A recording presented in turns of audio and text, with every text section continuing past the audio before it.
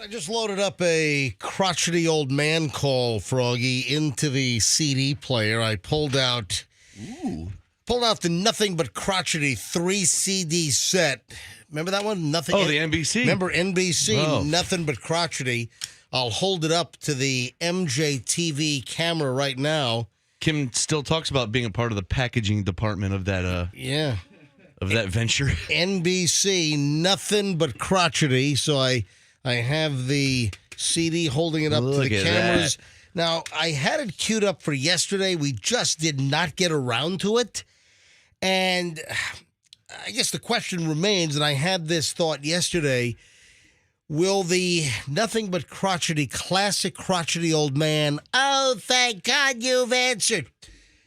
Is this going to be insensitive? If I play this call this morning, is it going to be insensitive? So I have to wrestle with that because insensitivity is the furthest thing from my mind. I hope I don't trigger anybody. I have to still decide whether I'm going to play this crotchety old man classic phone call and accompany it with the story that seems to totally conflate. Right? So. Conflate, huh? Yes, to a certain extent. I'll explain. Interesting. Yes. All right. So we'll discuss later on here on the MJ Morning Show. Hey, did anyone see what I saw? You know, it is. That's pretty broad. Yes, I saw the door to the radio station. I love that Christmas song. Yeah. Did you saw what I saw? A little lamb. Town of Bethlehem. I guess you could change one of the. Did you saw what I sawed? Did you saw what I sawed? Yeah, literally. Sawing something. A 4x4. So what had you seen that you think we would have seen also? I am pretty sure that I saw a very large orange plastic pumpkin on the Howard Franklin Bridge this morning on the way in. Like in the middle? No, off on the side on the right. Dude, how do you not stop for that? That's weird. And it wasn't one of those circular round, like Bob's barricade, road markers, the barrels. A real pumpkin? Yeah. No. A plastic pumpkin. Oh. Yeah. Didn't I say that? Didn't I say I said a big orange pumpkin. Did I say plastic? No, I didn't hear plastic. Well, I said, no. Yeah, I'm pretty sure. You okay, man? Who? You seeing things? No, I'm not seeing Big things. floating pumpkins? I'm pretty sure that as I was getting on to the Howard Franklin Bridge, it's on the Tampa side, and I'm pretty sure I saw like one of those large plastic Halloween pumpkins, almost like the kind that the kids carry, the thin plastic with the handle, the ones the kids carry to, collect the candy, like a trick-or-treat pumpkin. Yeah, that's what I'm saying. But it seemed to be much larger than like a 3-year-old. So it seemed to be a large, I could be totally wrong here, but that seems to be the case. So if anyone's getting onto the Howard Franklin Bridge right now, just take a look. Stop your car and get out and grab it. No, do not. And don't do that. No. Fester's an idiot for saying, I don't know how you can't stop for that. Well, you can't stop for anything. You shouldn't stop for anything on the Howard Franklin Bridge, first of all. 1, you can pull over safely. 2, it is a big pumpkin. All right, if you're on the Howard Franklin Bridge, well, if you're already on the bridge, it might be too late. But if you're just getting on the Howard Franklin Bridge, so you're coming off of, the land on the Tampa side, you're heading over the water, it would be right after the last entrance ramp where people can get onto the Howard Franklin, which will be the Kennedy Boulevard entrance. As you pass that, just take a look on the right side of the shoulder and tell me if you see a large orange plastic Halloween pumpkin. Man, my dad would have stopped for that. And if anyone sees this, 800-990-1047. 800-990-1047. If anyone spots it. So if you're getting on the bridge, just take a look over to the right and tell me if you see this thing. And that's not the phone number to call right now for the first Microsoft Surface Pro 8 tablet for today. Don't call yet on that. Yeah, that's coming up in a bit. We've got 4 more of the Microsoft Surface Pro 8 tablets to give away this morning. It's all anybody cares about are those tablets, man. I mean, seriously. You're right. You know, can't even get in a couple good stories, some good stuff. I want a computer. Got a call from Lou yesterday. My coworker wants a computer. How are you going to make that happen? Win. Just call in and win. Hang on a minute. So, Big Lou, your pal. Yeah, everybody at Sherwin-Williams, I guess, is trying to win. So, Big Lou, your friend. My best friend. Yes. He doesn't want it. He's calling you to tell you the coworkers want it. Yeah. So he's like, I don't need that. So Big Lou wants us to take our tablet and shove it. He doesn't believe in technology. No. He still has a flip phone.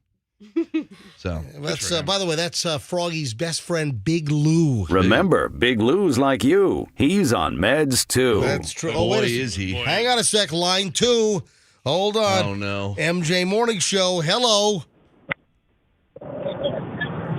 Good morning. Good morning. Is this Pam? This is Pam. Yes, it is. All right, Pam. Pam, good to hear from you. All right, Pam, it's MJ here on the crew, and are you calling in about what I think I might have seen? Absolutely. You are not crazy unless we are all crazy, and that could be true. But I'm coming back from the Tampa airport, and as you were speaking, right on the right-hand side of the shoulder is a big blow mold orange pumpkin. I'm telling you. Oh, how weird. I'm not making this up. Okay, so now I'm picturing it. Is it like almost a yard decoration? I don't know. It fell off or something? So you think it's a yard decoration, right? Yes, I think it's one of those big blow molds, probably had a light in it. Really strange how it got out here because there's no houses near here. Yeah. But it's, yeah. It fell off somebody's truck. I tried to pull in between the barrels. I'm, it's kind of a little crowded. No, don't Pam, Pam, don't stop. No, don't. Yeah, I'm glad you didn't stop. Nobody stop. Leave the pumpkin alone. Do not endanger yourself to get the orange plastic Halloween pumpkin off the shoulder on the Howard Franklin Bridge. Whatever you do not stop. Right. Unless maybe you're a road ranger with like all the flashing lights and the arrows and all that crap. Right. All right. Yeah, you'll see us on traffic, but yeah, you're not crazy. It's all good. It is there. Pam, why were you leaving the Tampa International Airport at 6 o'clock in the morning? I was doing a drop-off for some neighbors from St. Pete. They're on their way back to New York. No. Yeah, I hear you. Hey, That's nice. Pam, thank you so much for reaching out and confirming that I'm not nuts. I mean, you're nuts. You're not. Well, you may be nuts, but you're not wrong. That's right. Good one, Pam. Thank you, Pam. Exactly. Have a great day, Pam. Happy Exactly. Thanksgiving, guys. Thanks, you Same too. to you, Pam. Hey, MJ, you know what I've noticed? Yep. You basically drive and look to the right and the left all the time. You don't look straight ahead, I mean, clearly. Because all you do is see things on the side of the road. Are you not familiar with you always scan the road You're not- ahead of you? It's like You your got to head's go on a left. swivel. Well, it's supposed to be on a swivel. You don't put blinders on. You don't get tunnel vision. I'm just staring straight ahead. No, by the way, I just did the craziest look in the camera on MJ TV. No, you got to look left and right, and that's why when I scan the road, I see crazy things. Hey, speaking of crazy stuff, the whole Taylor Swift ticket debacle. I can't tell you how many people have texted me. We've got a high-profile friend of the show, high-profile individual that is livid. All right, hold on. We're back in minutes. We'll give away the first Microsoft Surface Pro 8 tablet for Thursday, 1 of 4, 6 o'clock hour, 7 o'clock hour, 8 o'clock hour, 9 o'clock hour. We're giving away 4 of these tablets worth $1,349 a piece retail. We'll give away the first one coming up this hour soon on the MJ Morning Show Q105. Let's grab traffic. Here's Pat.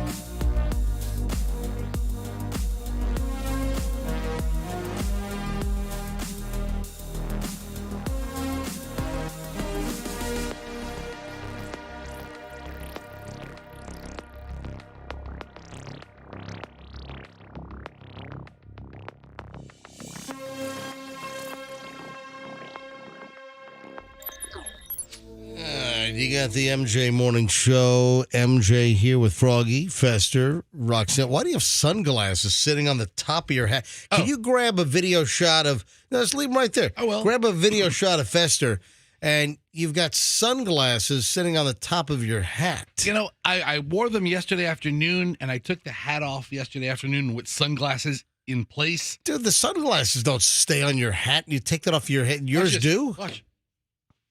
You just grabbed them. I guess they do. I All pick right. them up. Yeah. I pick them up. I put it right back on top of my head, and I go like that. All And right. I left the house. So That's a good look for you. you know Okie what? dokie. I'll take them off. I'll put them on. If you are listening to the MJ Morning Show for no other reason than to win one of the Microsoft Surface 8 tablets, so if you think otherwise, we really suck.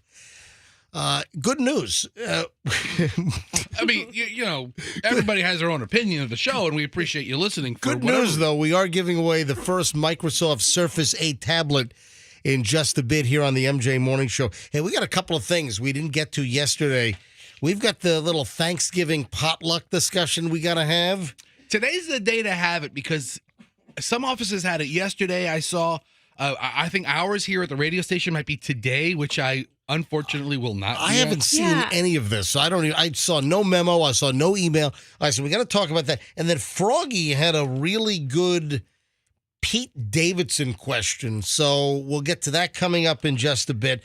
First, though, we'll probably talk about this a couple of times during the morning show today, and right now will be number one, this whole Taylor Swift ticket debacle for her upcoming tour.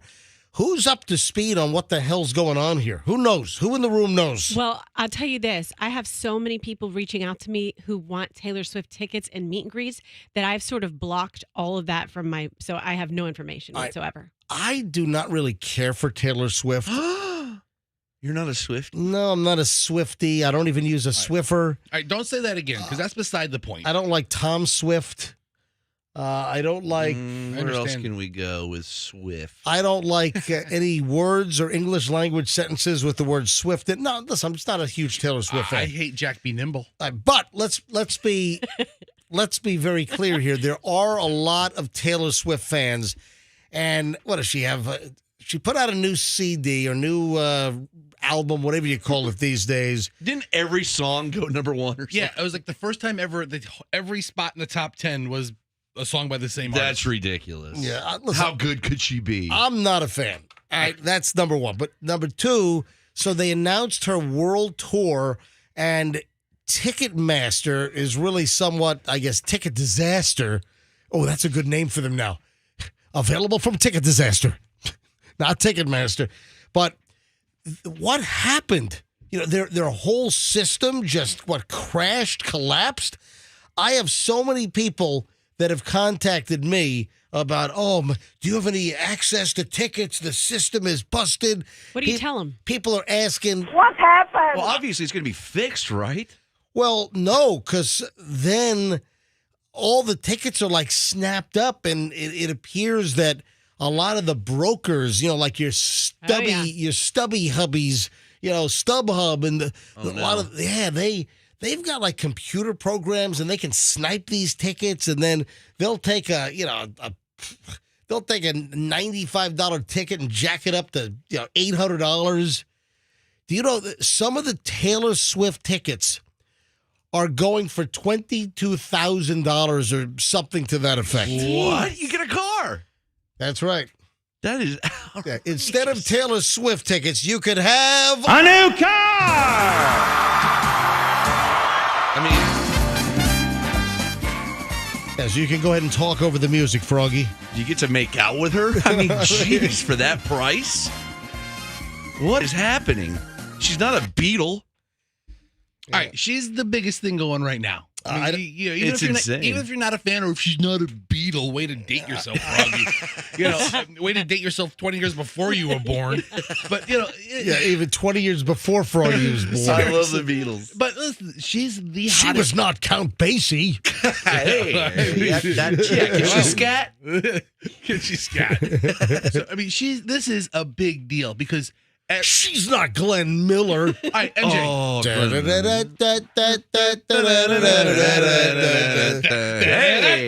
That is Glenn Miller, right? I don't know. I don't know. Glenn Campbell, Glenn Miller. Glenn Campbell, I'd much rather see Glenn Campbell. Rest in peace. Like a rhinestone cowboy. Yeah. All All right, that's all we know. Southern Nights.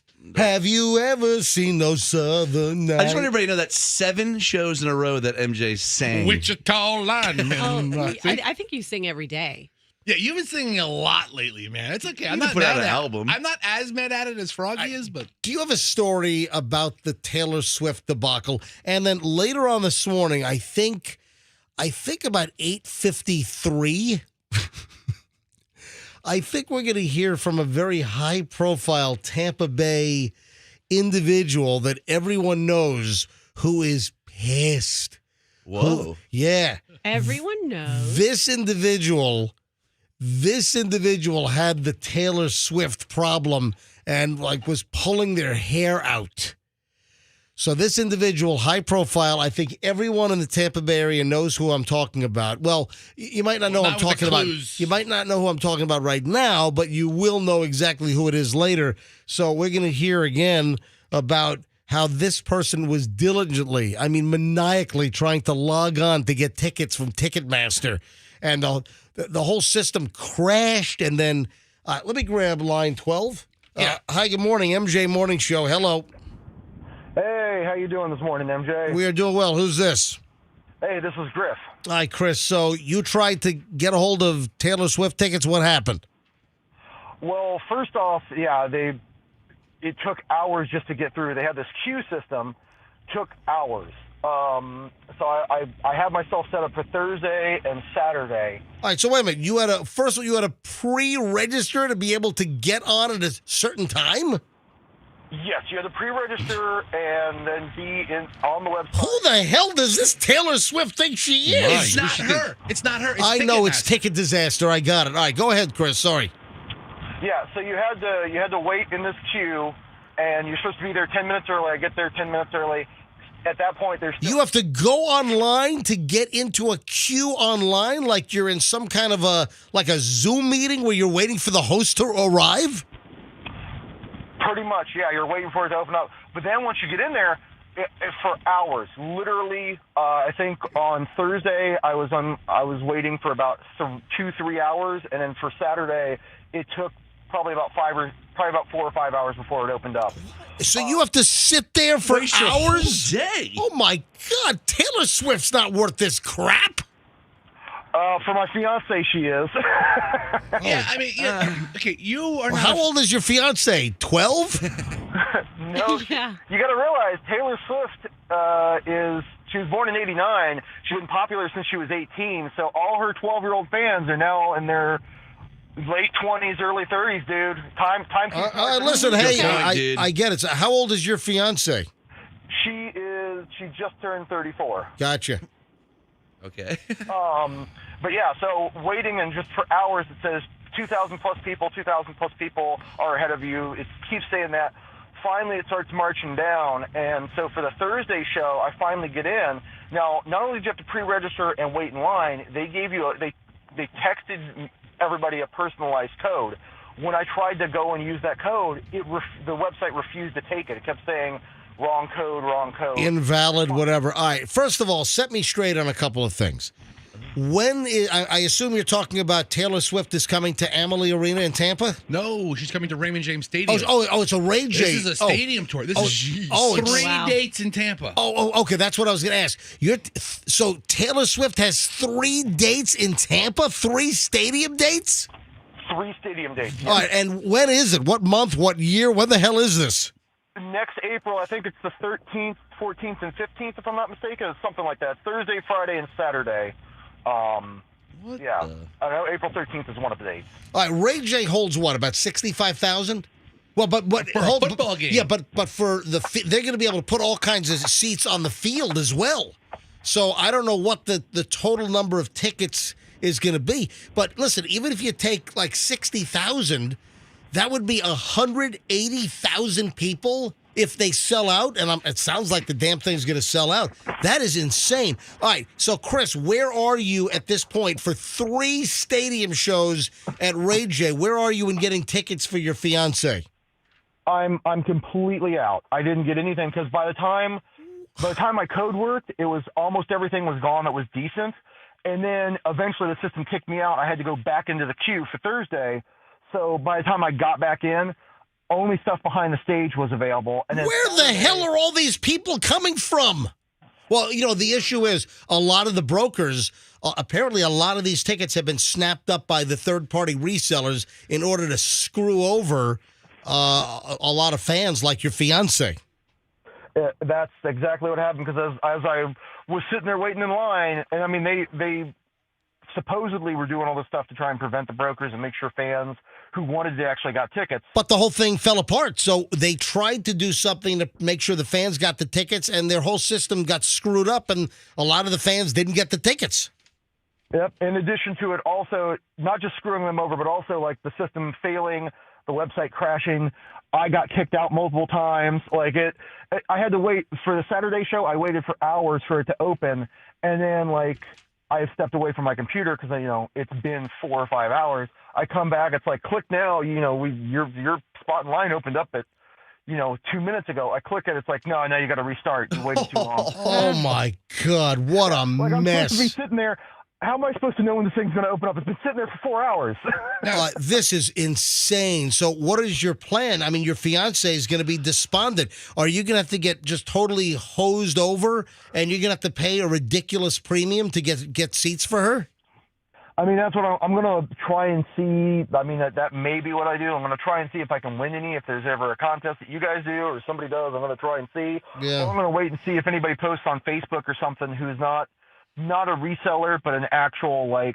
Oh, I bought these tickets. I can't go. Oh, yeah, that's not going to happen. That's not going to happen. There's also another option, not going. Yeah. How about just put on a CD? Well, Or listen to a really crappy compressed audio file MP3. Yeah. Missing half the information of the original studio recording. Anyway, hey, Chris, listen, best of luck. Do me a favor, Chris. Can you know what? I'm going to put you on hold. I want to get your phone number and your name and everything. It is Chris, right? It's actually Griff.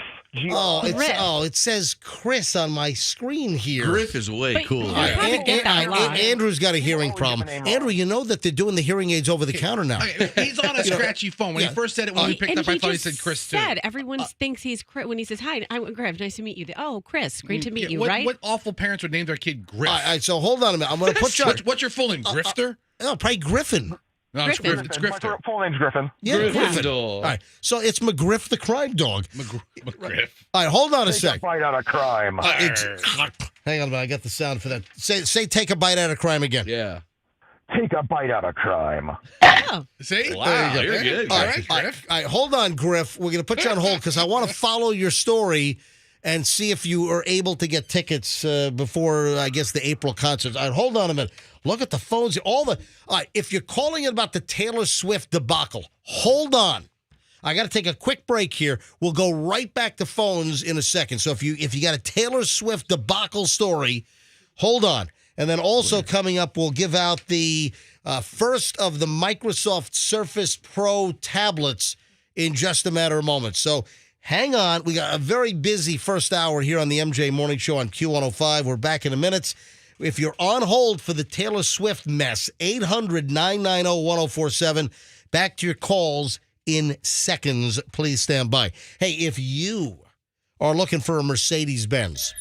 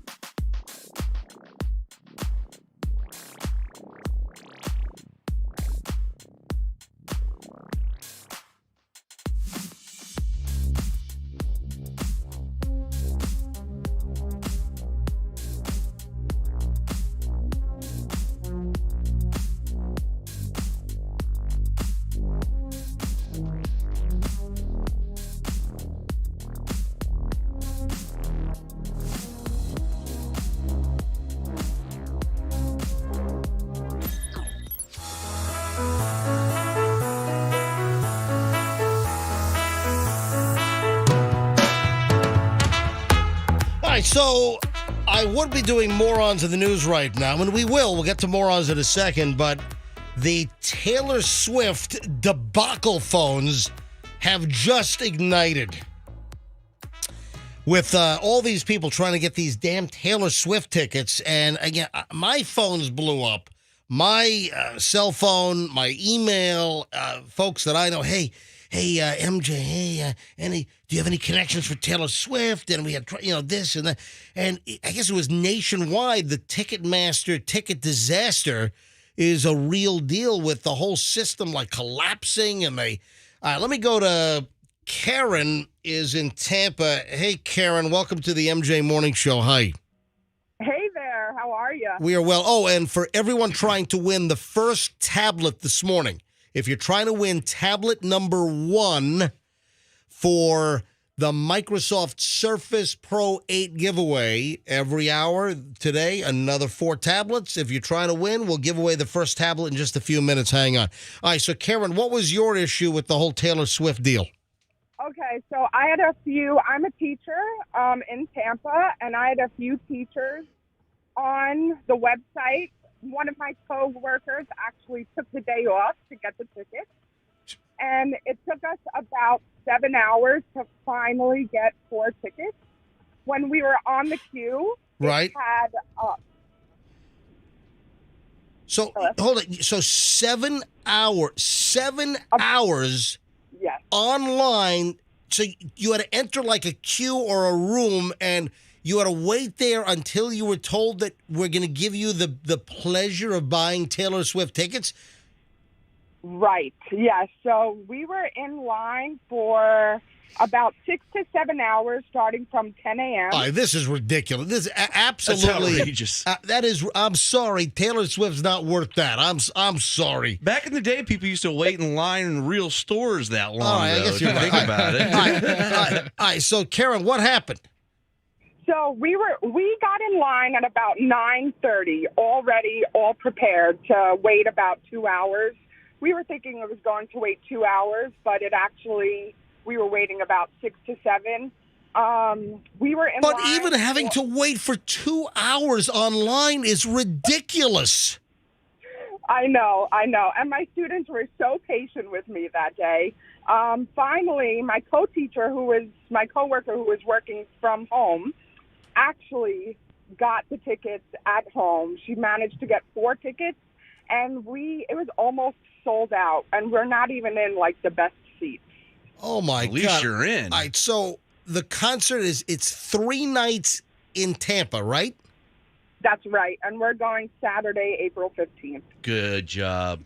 So it's Thursday, Friday, Saturday, or is it Friday, Saturday, Sunday? Thursday, Friday, Saturday. So Gotcha. about all of it is almost all sold out with a pre-sale.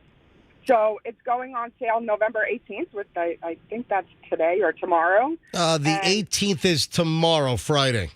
That's the general public sale. But there are no they're tickets left, right? So Right, correct. do they have holdbacks? Did they hold back a bunch for the general public? And No, you're screwed on this, MJ. You know what happens is it no, like, I'm not screwed. Well, I don't give a you flying. wanted to go. I don't care. I did not. I don't care about Taylor Swift. all right, society is screwed on this, MJ. I'd not rather just go you. listen to a Taylor ice cream machine hum.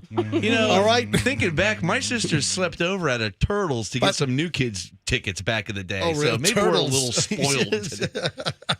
All right. And we, online, it had 2,000 plus people.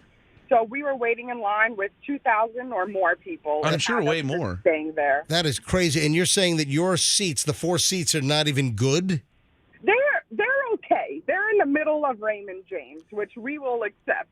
But All right, how much was the face value? How much did you guys pay per seat? $220. $220 for not so great, and that's not jacked up by ticket brokers. That's the regular price. The face value was probably $220, including like convenience fee and this and that. Right. And once you get there, you're going to be well over $1,000 in this thing. 4 seats were actually about $900. I went to 4 seats for her about 5 years ago, and they were $200. So it significantly went up. Yeah, she's hosing people. She's just taking advantage. Yeah, she's taking people to the Why cleaners are you now. saying she? Sounds like she's Jimmy Buffett or something. Here's Karen. Oh, she couldn't pay enough money. This is supply and demand. I get it. I understand. Okay, don't say she. All right. No, well, Yeah. listen, because Taylor Swift obviously has a say. She's in- capitalist. Don't you like capitalism? Of, Yeah, cour- I of- mean, of yeah. course I What's do. your beef But here? Taylor Swift obviously has a say in the pricing of her concert tickets. All right, Karen, thank you for checking in. I appreciate it. No problem. Thank you so much. You know- Have a good day. You too. Is Lana Del Rey going to perform with her? I don't. Does it even matter? Yeah, I mean, yeah. Well, she sings one of her songs with it. It's the I am- only Taylor So- Swift song I like, and it's both of them. I have no idea. This is a different kind of tour, MJ. She's doing 2, 3, 4 dates per city, only big stadiums.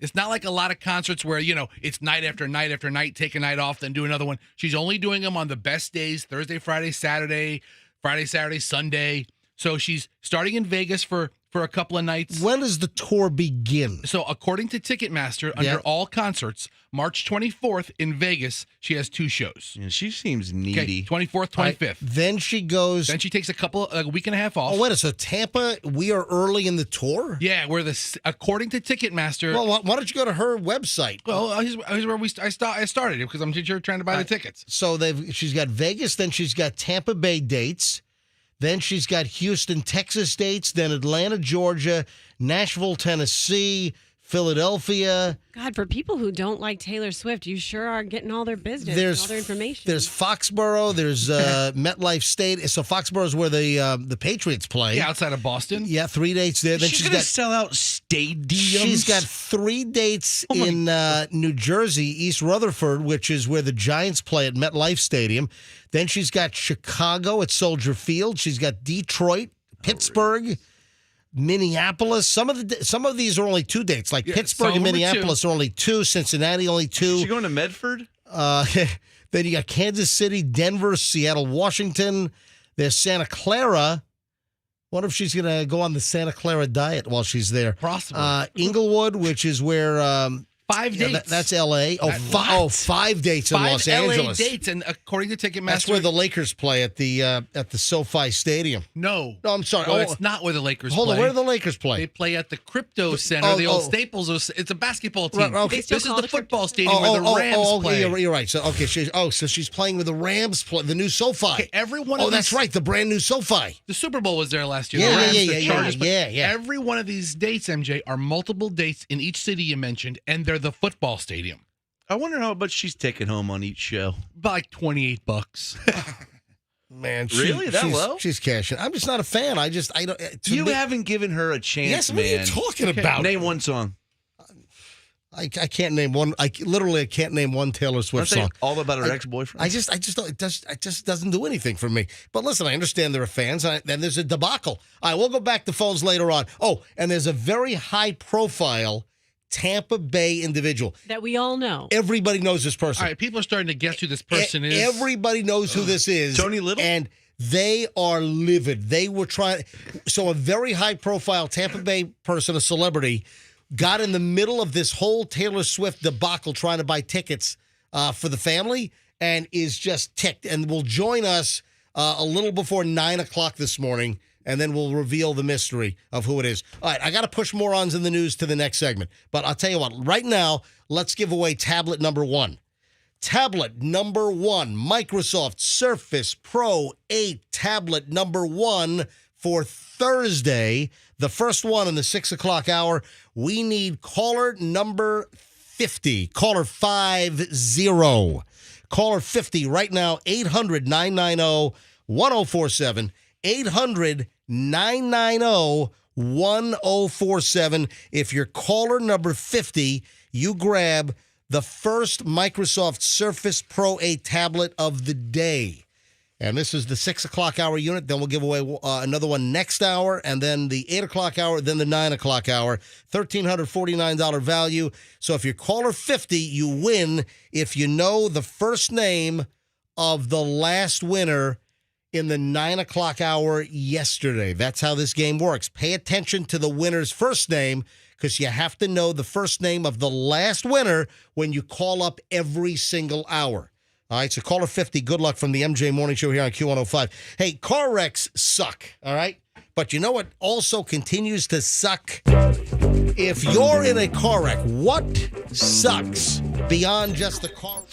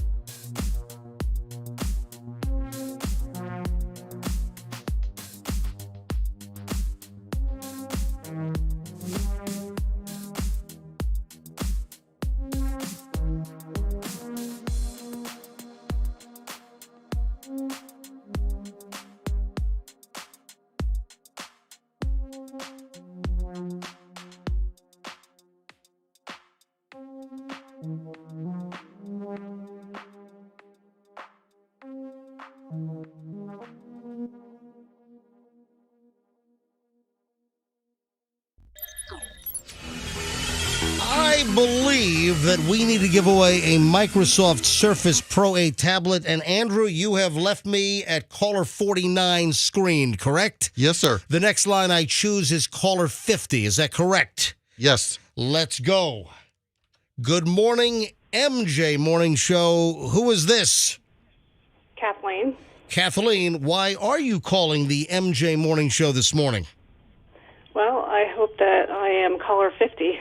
Kathleen, you are caller 50. Wow. Okay, so now it is Kathleen. Is that correct? Yes. Kathleen, I need you to tell me the last winner of the tablet in the 9 o'clock hour yesterday. Christina. Christina is correct. You got it. Congratulations.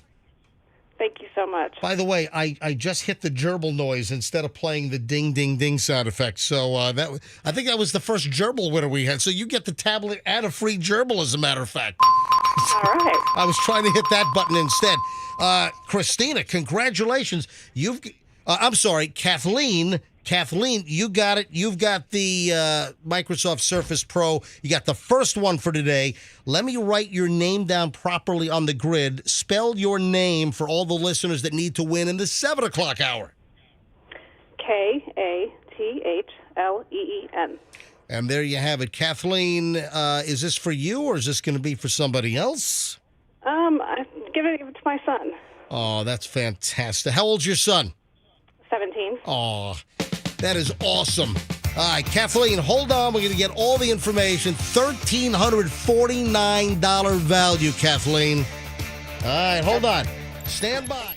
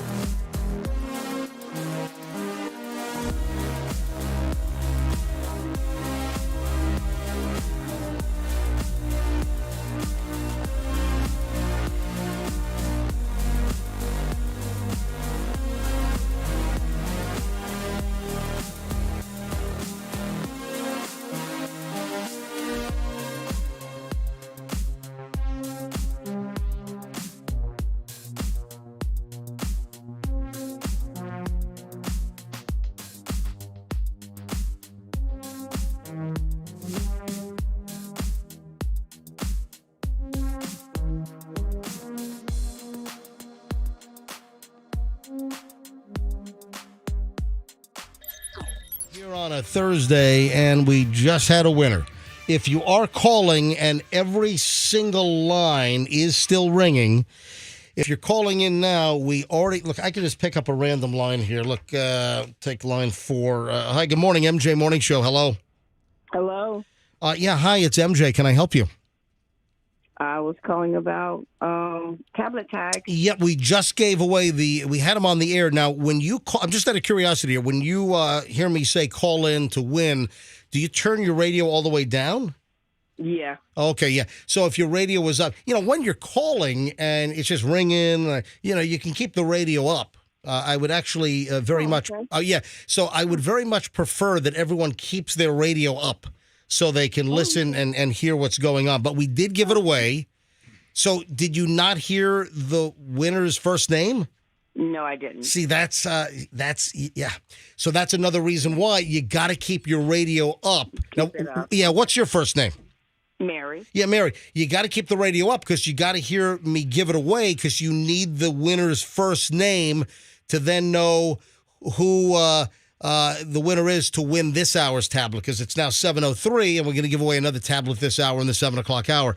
So you're going to be out of it for the 7 o'clock hour, but you need to listen to find out who wins this hour for the 8 o'clock hour. All right, hold on. She's not out of it.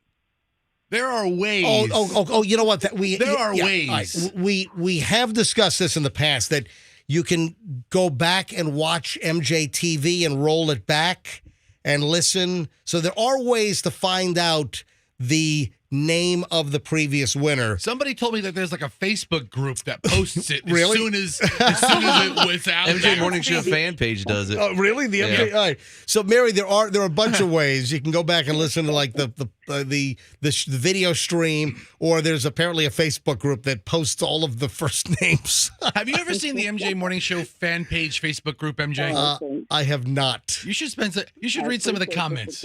Hey, Mary, have a great day, and Mary, I really appreciate you listening to the show. Okay.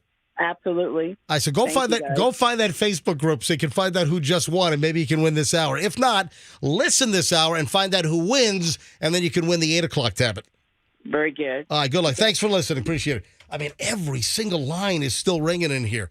All right, later this hour, we'll give away the second Microsoft Surface 8 Pro tablet of the day. So we have 3 more to give away, 7 o'clock hour, which is right now, then 8 o'clock hour, then 9 o'clock hour, 3 more, and then tomorrow, 4 more, and that wraps it up. And that'll be 20 of these Microsoft Surface 8 Pro tablets we've given away. Thanks to DonTheITGuy.com. Don, the IT guy at Team Logic IT in St. Pete, he helped facilitate grabbing these 20 more tablets, 27 grand. All 20 of these tablets with the keyboard, about $27,000 retail price. Not bad at all. All right, I got to do early morons in the news. If you're calling in, every line is ringing. Look at this. I can pick up another. Here's line 2. Hi, good morning, MJ Morning Show. Hello. Yes, hi. Yeah, hi, it's MJ. You calling for the tablet? I am, but you know what? You went to a commercial break, and I totally missed the person's name, and I've been listening all week, all week, and all last week in August. Yeah, so what I did was we went to a commercial break, and then right before the commercial break, I said, let's take caller 50, and then right after the commercial break, we went right to the phones to grab caller 50, the winner. So you tuned out? No, I was calling. It was ringing. I'm watching. You went to a commercial break. Yeah, but we went to a commercial, and during the commercial, we got to caller 49. We came right out of the commercial, and I grabbed caller 50 live. Well, there must be a delay because it did not come back. Yeah, well... everybody else heard it. Yeah. I mean, I'm sorry. I didn't hear it. I'm watching it live, and I did not hear it. So hey, Andrew, if you're watching it on YouTube... Hold on. If she's watching it on YouTube, we don't... Yes. Okay, she has a point. When we, on our YouTube stream, MJ, right, we take a break, we put up our static. So if you played it... Yes, I'm very upset. I really am upset. Hold on now. Hold on, Andrew. I'm a fan for 19 years. No, I get it. Hold on a sec. Andrew, so wait a minute. When I came back live, our MJTV did not come back live? I did come back to you. So you No, did. it did not. Oh, Andrew, so we did come back to me live. I believe I did. I'm checking now to make sure. Well, how do you not know? You either did or you didn't. I did. If Okay, she didn't all right. see it, I don't know what went wrong. Okay, oh, yeah, Generally just, speaking, just I confirm. can talk to someone off air. I'd appreciate Well, it. there's no complaint department here. Oh, hold ma'am. on. Let me give you let me give you to the Fester complaint department. Please hold. All right, now hold on. But there's a Facebook group. Fester. Where? All right, so listen, I'll tell everybody right now. Hold on, Andrew. Andrew wants to weigh in. Yes, Andrew. I just rolled it back, and it is there, It is there, including you're playing the gerbil. So all right, Andrew, good job. It was MJTV was on right after the commercial break. We were there.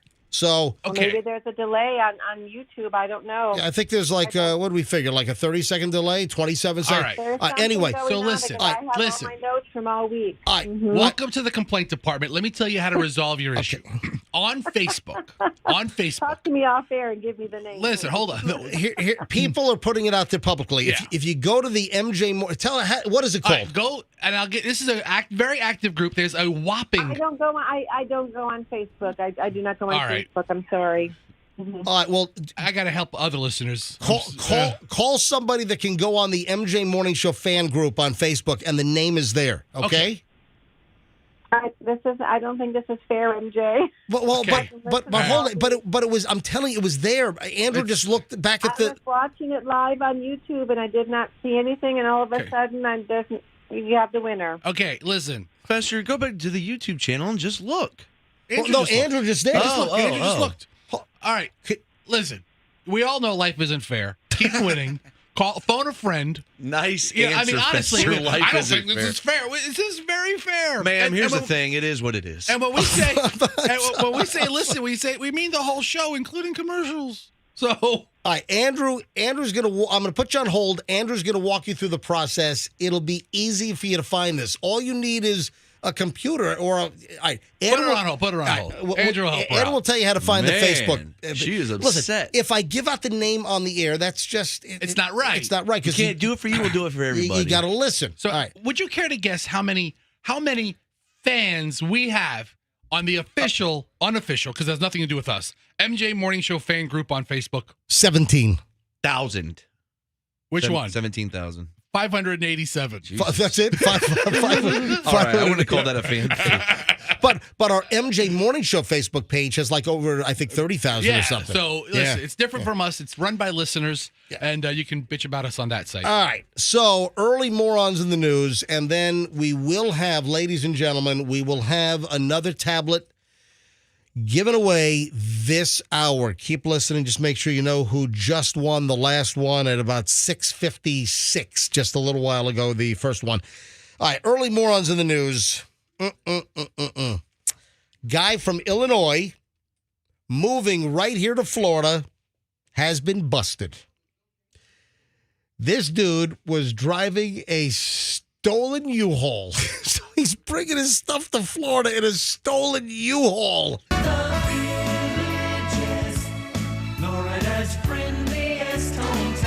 Yep, that's where this comes from. The story from the Villages News. So that's where he moved to.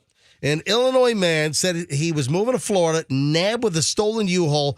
Michael Brizendine, 39, of Evanston, Illinois, was driving the U-Haul at about 6 p.m. on Tuesday this week on U.S. Highway 441 when a Marion County Sheriff's deputy ran the vehicle's Arizona license plate, and all U-Hauls have an Arizona plate, and discovered the vehicle was reported stolen in North Carolina. They initiated a traffic stop in the Winn-Dixie parking lot in Bellevue.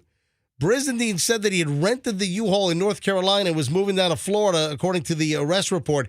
He said that he had a rental contract for the vehicle, was unaware that it was stolen.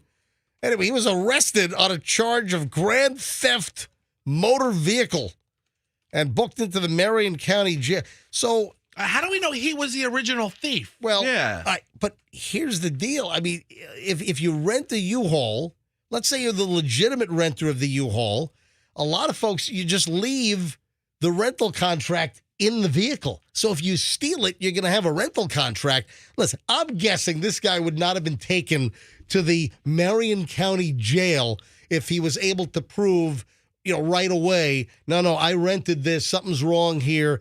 So I'm sure they were able to try to sort this out. Anyway, the guy was arrested. Do they leave keys in these things? How do you steal it? Just hot wire it? It can't be that difficult to steal it. Yeah, Are you kidding me? I don't think some of these are difficult to steal. How so? Yeah. Why is it so easzy? Did you ever hear? Well, you have to go out of your way Listen, to do it, but it's not difficult. What is the was it Hyundais and Kias? I mean, you could pretty much all you needed was a USB cord and you could steal some of those cars. Really? Yeah, it was like there's a recent crazy story about all those vehicles being stolen. Yeah. All right, so this guy's in jail, and I'm sure he stole a U-Haul. And cops do this. When I do ride-alongs with the Hillsborough County Sheriff's Office, you're just driving down the road, or you're sitting at a traffic light, and you'll run a tag. Just see if the license of the operator is valid, to see if the tag is valid, see if it comes back with any notes. Is it stolen? So cops run tags all the time. If they're behind you, if they do that? If they're behind you, if they pass you, they're running tags. There's no doubt about it. I mean, what else are you going to do? So that's how this guy probably stumbled across the stolen U-Haul running the Arizona tag up in Marion County. All right, 7:13. We have not even scratched the early morons of the news. I got a couple of goodies when we get back in a second. Also, Roxanne needs some tips for the Great American Teach-In today. Froggy's got a great Pete Davidson question we got to get to. Also, Thanksgiving potluck at your work. We got to discuss all this coming up next. Hold on. Back in a minute. Yeah, potluck at work, that's disgusting. All right, hold on. I'm going to give you my thoughts. Hang on. You just did. All coming up on the MJ Morning Show and a whole lot more here on Q105. And then we'll give away the second.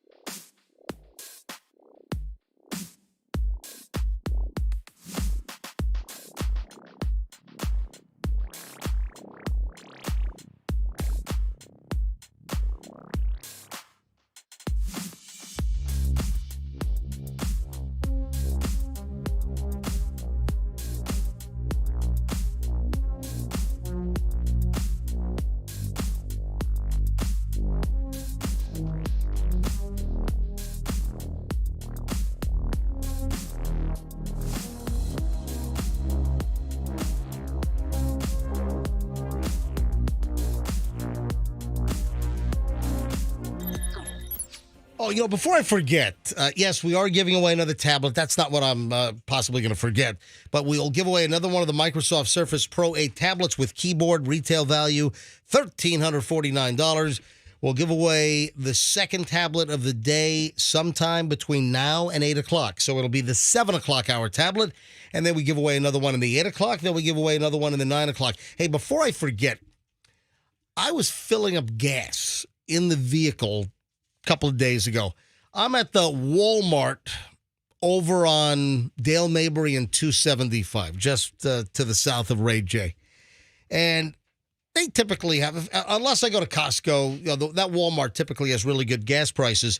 And there's a guy right next to me, and he's just spitting the entire time. So I'm on my side of the pump.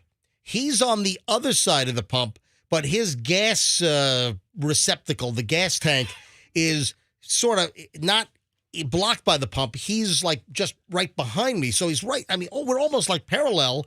And the guy's just spitting the whole time. And there's like a wind blowing. And I'm like, what the? So I finally. Okay, can I Wait, you get a interrupt you? spittle on you? Yeah, what?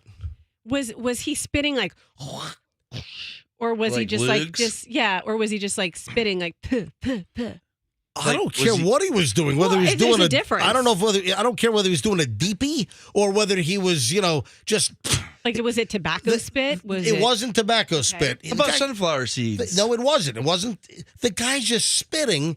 And I finally say to him, I'm like, hey, dude, can you stop spitting? God, you said something to him? Yes, I'm sitting there. matter with you? I'm asking to get shot at. I'm pumping up my car. I'm standing there. Why and are then you starting confrontations? He's on the. No, he shouldn't be spitting. I'm just saying. I mean, if you're getting plastered with somebody's spit, I can see how it's appropriate to say, excuse me, kind sir, you're spitting all over me. I didn't say kind sir. I said, dude, can you stop spitting?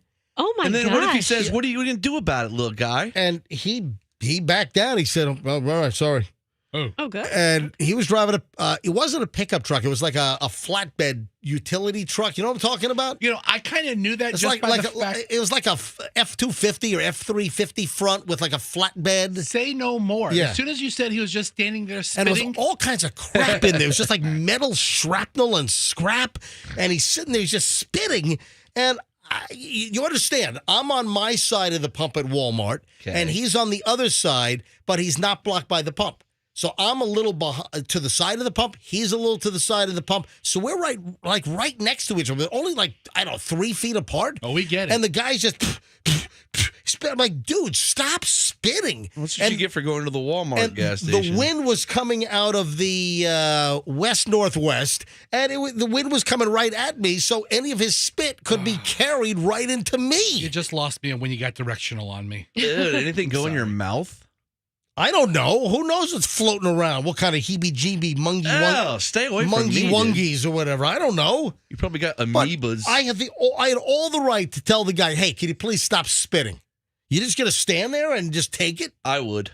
MJ, why does gas seem ridiculously high as opposed to like a week or so ago? Yeah, it's crazy. Because prices went back up. About a week or 10 days ago, maybe a week ago, prices went up almost like 25 cents overnight. And that's even on top of the gas tax running out. Because remember, we had a gas tax holiday for the entire month of November here in Florida. And then, what did I say? November? I'm sorry, October. So last month, the entire month of October, we had a gas tax holiday. And then on November 1st, boom, it came back. But then even on top of that, gas is also up dramatically. So I don't know what the hell happened, but gas is just going back up again. Anyway, so that was my little gas station incident. Hey, I said I had one more Morons in the News story that I wanted to talk about. And then, man, we got a list of stuff. We got to talk about Great American Teaching, and we got a problem with that. We got to discuss. Froggy, you got your Pete Davidson question, the grossness of Thanksgiving potluck dinners at work. First, though, I would just like to offer up a suggestion. We've got another a Florida story here. Stepdad shoots a PS4 during an argument with his stepson. Please, do not get to a point where you're arguing with your stepson and you actually fire a shot at a PlayStation 4. Yeah. All right. Did the stepson drop the You're not my real dad. That is not in the story, but it happened just east of us. Happened in Altamont Springs. That would be in the, little to the east of Orlando, down I-4, Winter Park. I don't need directions to his house. Hey, is that Fuddruckers still there in, Altamont Springs? Let's get some moon pies. Fuddruckers, man. I like a Fuddruckers burger. We don't have any Fuddruckers around here. That's just a fun word to say. Yeah, it is. Fuddruckers. Yeah, you got to be careful. It's dicey, yeah. Because if you switch the Rudders, R, you switch the R and the F, something rudders. Bleep rudders. You don't want to say, yeah, exactly. So a 41-year-old Altamont Springs guy was arrested. He pistol whipped and shot a PlayStation 4 video console during an argument with his stepson. Police said the stepson told his stepfather, Byron Haynes, to stop yelling at his sister. The boy then intervened. You're not my dad. The boy said Haynes told him to shut the Fuddruckers up. That's right. And get out of the room. And then the arrest report shows the boy and Haynes began to argue. The guy got a gun from his bedroom, began to pistol whip the PlayStation. So he pistol whips the device first and then fires a shot right into the console. Well, I guess, listen, it probably needed to upgrade to a PS5 anyway, right? I mean, it is a PS4. Yeah, exactly. It's the same thing. It is the same thing? There's no difference? We have both, and it's the same thing. There's no difference? There's no difference. Really? I mean, yeah, I don't know about that stuff. But anyway, I would just recommend that you don't pistol whip and shoot at your video gaming consoles. what do you think the pistol whip was going to accomplish? Like the PS4 is going to be like, whoa, whoa. I mean, why are you pistol whipping? I'll teach you. Hey, Roxanne, you have Great American Teaching. I do. No one invited me this year. Me either. Yeah. I didn't get have invited. 2 kids. Yeah, I didn't get invited last year. I think, they just, whatever. They rotate And people. we know why Fester's not invited, because Fester is on the banned list. I'm on the national Great American Teaching banned list. Yeah. Prohibited list. Fester is on the no-go list for the Great American Teaching. Oh, that's why your picture's hanging up in elementary schools? Yes, that's why. We'll get to that in a second. Hold on. So, Roxanne, which school are you going to? I don't know. What? I have the address, but I don't know the name of the school. Yes, you do. You still want to give it on the air. What are you afraid? Wait, that's the point of it. What are you afraid someone's going to stalk you there? No, absolutely not. No, I just, Are you going to an elementary don't, school? Don't say you don't know the name when you clearly know the name of the school you're going to. Your kid's school or something? Is it that personal? Is it an elementary school or is it a middle school? It's an elementary school. Oh, that's cool. I see. You going to your kid's school? No, I'm not. Okay. All right. So, is that why you're all dressed up in a purple dress? Yeah. You look like the Grimace. What? Oh, hold on. That's a really bad Grimace? analogy. You look like a very thin Grimace. The Grimace? You mean like the? It's purple. The Grimace is purple. From the McDonald's crew of characters, he's talking about. Oh, okay. Yeah, but he's also the fattest. Or Barney. Another fat animal. She's not fat. That's why I said a skinny Grimace. So if Grimace had a sister with maybe a mild eating disorder, you would look like her. I don't have a mild eating disorder. You don't. You sister. don't. No, Grimace's sister would. That's what you look like. I mean, but no, I'm not saying you do. Let me reveal, and Roxanne, I've done a ton of Great American Teach-Ins over the years. And the number one question, once you do your presentation and then you open up the floor to questions from the kids, I've done elementary, I've done middle, I've done high school. The number one question across every single age group, the number one question is always, how much money do you make? Oh, yeah. That's all the kids. That's all they care about. A couple million a year. Don't you say that? I had an elementary school one time. What do you say? And, you do your little spiel about how it's important to read and learn about news stories, be able to talk well and all that crap. And none of that has to do with getting into radio, by the way. The number one question, how much money do you make? And if the kids ask me that, I'll say, hey, nowhere near as much as I used to make. Yeah. Okay, that's a good answer. So I had a hell of a 5-year no-cut deal back with Clear Channel. I told the kids one year, I was like, I'm not sure if this year I made $7 or $8 million. What? And then the next question, what kind of car do you drive? I go, what day is today? And they're like, today's Thursday. I'm like, oh, Thursday. Yes, that's Lamborghini day. And like, oh. I totally lie to the kids about everything. Well, that's It sucks. Why do they have Great American Teaching for second graders?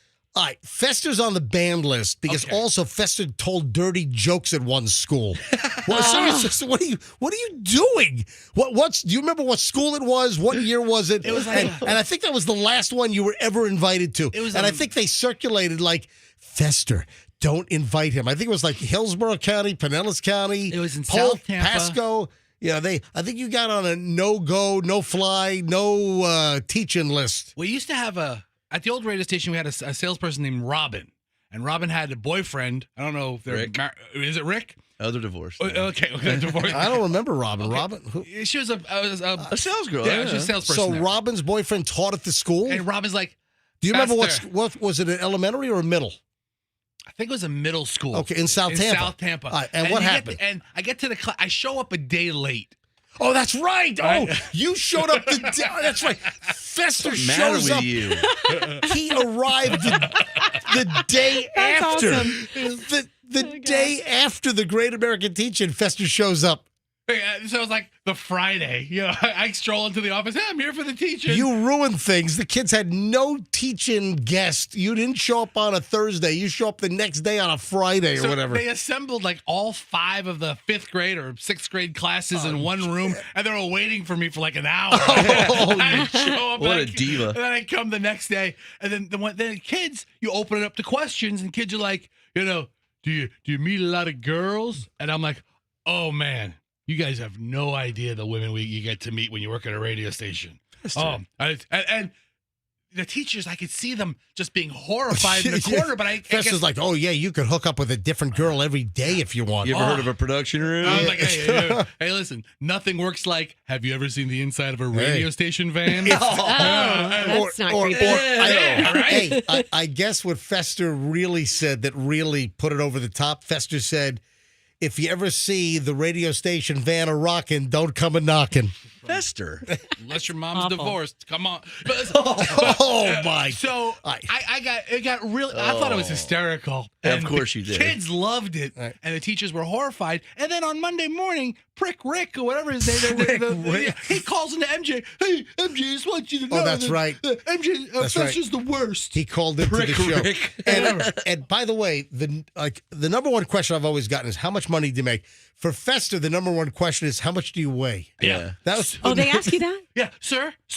Yeah, you in the corner. How much do you weigh, sir? Yes. Did they have special microphones for fat people? Wasn't that back in your 400? Wasn't that back to like your Fester 400 days? I was like in my mid upper 3s back then. Those are good days. Remember we did the Fester 400 Yeah. to try to get you to 400. What do you mean? You had to weigh him at a truck there. stop. I just said that to see if you guys are listening to me. Yeah. Didn't they weigh you at a truck stop? So they you know where I used to have to go to get weighed? Cattle. No, I used to have to go to like a clinic. Diabetic center. It was a dialysis center. Dialysis center. Because so they weigh people in wheelchairs. Where people in wheelchairs. Yeah, they roll you onto the scale on the wheelchair. It's like a loading dock. There's a dialysis center like 3 blocks from Raymond James Stadium. I'd walk in, I'm like, hey, Fester, the scale's right here. Oh, great. Yeah, they. 398. That's an issue. So I Roxanne, gotta move on. But hold on. We haven't even scratched the surface of this. We topic. have. Roxanne. We're all scratched. Roxanne, All scratched like a scratcher lottery ticket. All scratched. She is representing us today, MJ. Yes. At the Great American Teaching. She has no idea what she's going to be talking Well, about. listen, I like to work under pressure, number one. So something that popped into my head, a lot of times the kids like to know about different celebrities you've interviewed. But you know what I realize? My celebrities are starting to age out. Like I could say, I interviewed Brad Pitt, but are third graders going to care about him? No, they care about like you. curse? They care like about YouTube stars and stuff. Oh. So Say you interviewed Logan Paul. right? Or Steven Scherer or you tell the kids Yeah. you interviewed Unspeakable and you will be a hit. Mr. Beast. Give us a full recap on your Great American Teaching Okay. tomorrow. thanks, Hey, you guys were really helpful. I want to go to I want to go to phones on this quickly. Now, folks, if you're calling in for the tablet, we're not giving away the tablet yet. Don't call for the tablet yet. Tablet is coming up in a bit. Froggy had a really, really good question. Thank you, sir. What was it? And you know, I don't remember. Pete Davidson. Oh, yes. Now you want us to go to phones. It's just a mystery. And you want us to ask our female listeners, do you want to ask the Yes. question? And I could even ask Roxanne in the room. I want to know if people actually find this guy attractive, it doesn't have to just be looks. You know, it could be obviously his personality and his BDE. Is it? Pete Davidson, formerly of Saturday Night Live. Now the stories come out that who's he dated? He dated Kim Kardashian, Ariana Grande, Kate Beckinsale. And now they're saying he's hooked up with this Emily Ratajkowski. How do you say her? Did you pull the audio bite? Yeah, we know how to say it. All right, now. hold on a minute. Andrew pulled an audio bite of like Seth Meyers or something introducing this Emily Ratajkowski. Hold on, roll the audio. Our next guest is a supermodel actress, New York Times bestselling author you know from films such as Gone Girl and I Feel Pretty. Please welcome back to the show, Emily Ratajkowski, everyone. All right, Emily Ratajkowski, everyone. Ratajkowski. I sat right next to him at East Sodi in the West Village. Hey, you're sitting there. There's a midget sitting next to me. Hey. All right, so let's go to phones on this. Ladies, do you find Pete Davidson attractive? What is it about Pete Davidson that you find attractive? Froggy wants to. This is a great question. Forget about the rumors of. So you don't find it interesting? Well, why are you supposed to forget about the rumors? That's the allure. Right, forget about the rumors of his supposed junk. Yes. It can't just be that. Women don't care that much about that, do they? We're going to phones quickly here. I'm not going to take too many calls, but a few calls. Ladies, Froggy wants to know, do you find Pete Davidson attractive? 800-990-1047. 800-990-1047. Like, I watched an interview with him yesterday. I'm trying to figure this out. And he isn't even that charming, it doesn't seem like. Yeah, I've never thought like his skits on SNL are like super sexy. Sort of the same stoner kind of delivery and okay. All right. Yeah, I found a cute picture of him in sunglasses. You guys are missing the point. Does he have any real acting talent? It does. I mean, I know he's got those dark raccoon eyes going on. Maybe that's why the sunglasses look good on him. Maybe women want to lick his dark raccoon eyes or something. Right. I don't know. All right, let's go to phones on this. 800-990-1047. The question is, do you find Pete Davidson attractive? 800-990-1047. Fester, what's your point you're trying to make? I think you guys are all missing. What if? And I don't know this guy. He just had his 29th birthday, and he has quite the resume. But what if he's just like a really nice guy? Yeah, what if he's just really nice? There's nice guys finish last, sir. All right, Roxanne, what are you trying to say? He's not marrying anyone. You know, I see this picture of him in his sunglasses, and he's dressed up in a suit. He's like 6'3". So I feel like if he came into a room and then you know he's like funny and engaging and all the rumors are true, then you might like be attracted to him. See, you're talking about the ween. Is that big of a deal? No, I'm not. I was making a joke. No, I'm just. Does that seal the deal for you, Roxanne? No, I'm not. You wouldn't know that about someone in your first stages of attraction. So no, that isn't why people. But it's all over the place. It's like there's no mystery or secret. It's all over the place about Pete Davidson's unit. Yeah, I mean a lanky 6'3" guy. Or at least that's what's purported. All right, let's go to phones on this. And I mean, doesn't he live at home with his mom in the basement? Well, he used to. Pam is in Valrico. Pam, you're on the MJ Morning Show. Do you find Pete Davidson attractive? Here's the thing. When you are 85 years old sitting on your porch, you better have somebody to laugh with. I think he is humorous, and I think he's a nice guy. Wait a minute, you're 85 years old sitting on your porch? No, I'm saying, and wait a minute, what's your obsession with him? It's getting kind of weird because we talk about him every day. Hold on, hang on. I'm obsessed with him, Froggy, ma'am. It's not my obsession. Froggy wants to know if wanna women know. find the guy attractive. There's an attractiveness to everyone, and everyone sees that whether it's out in the open or not. All right. Saying he's funny. I think he's a nice guy. I mean, I like a little underdog guy to get out there and All right, Pam. Listen, fair enough. That's why. Notice all these other chicks. Notice that he's still, he's just a nice guy. All right, that's why we're taking calls here, Pam, and I appreciate you checking in. Thank you, Pam. So his birthday was yesterday, and his mom posted a really sweet message about him. Like, Pete, you've always made us laugh ever since you were little. So that's, whatever, Mom. That's nice. Embarrassing me. All right, let's grab Francis in Odessa. Hey, Francis, what is it about Pete Davidson? I think, he's an average-looking guy. I don't think there's anything extremely attractive negative about him, but maybe he's really charismatic, maybe he's funny, maybe he really pays attention when the woman's talking to him. I don't know. He might have other things that make him attractive. Well, listen, one of the other things is allegedly a giant package. Does that matter to you at all? Wow. To this. Well, I think that's not really that important because sometimes guys that have a big package have problems with maintaining. Right. Oh, really? Oh, wow. I can't relate. Wow. All right. Hey, Francis, thank you. Thanks, Fran. I guess you speak from experience, Fran? Well, I'm a nurse, so I know all that kind of stuff. So Oh. Oh, I love it. Francis, thanks for listening to the MJ Morning Show. What kind of a nurse are you? Have a great day. All right, hold on a minute. Danny's calling in. Danny's a gay guy in Winter Haven. All right, Danny. What an intro. Danny's a gay guy. Well, Hey, Danny. hold on. It says on my screen, it says Danny Winter Haven, gay guy. MJ, I'm here for it. But listen, every gay guy I know is obsessed with him. It's like, I don't know if he does have a big one or not, but it's like he has BDE, which I don't know if I can say that. Yeah, no, we know what that we know what it stands for. means, yes. Yeah, Thanks, it's Danny. the confidence without being cocky. And he also has the bad boy energy while also being like funny and a sweetheart. So it's like you get the bad boy energy without actually having like a bad boy. So yeah, we love him.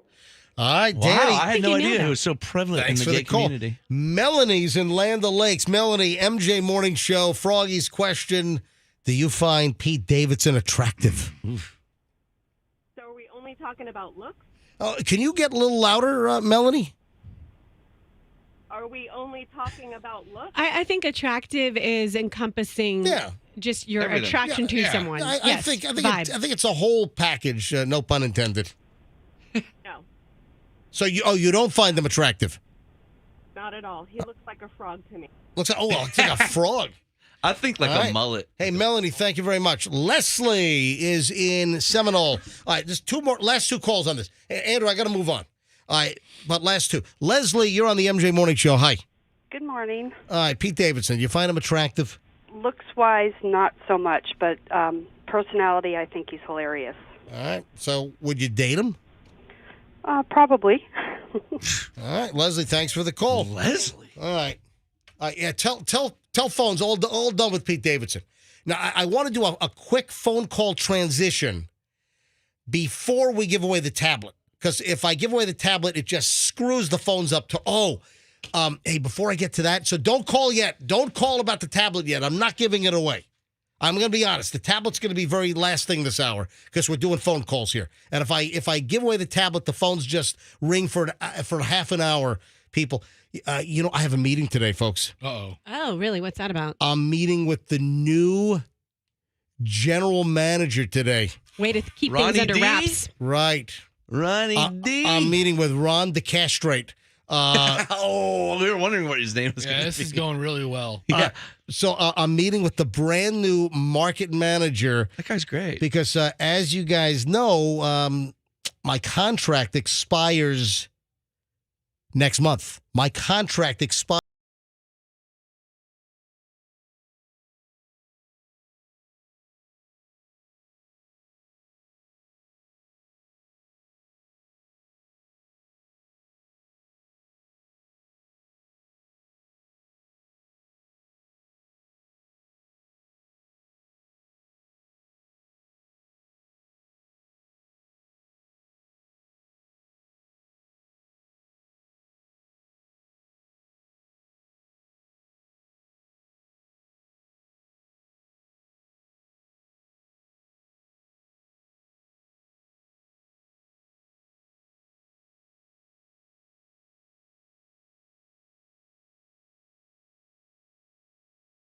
Weeks. The new guy, this Ron DeCastrate, he wants to meet with me at 10:15 this morning, right after the morning show, about my employment situation here at Q105.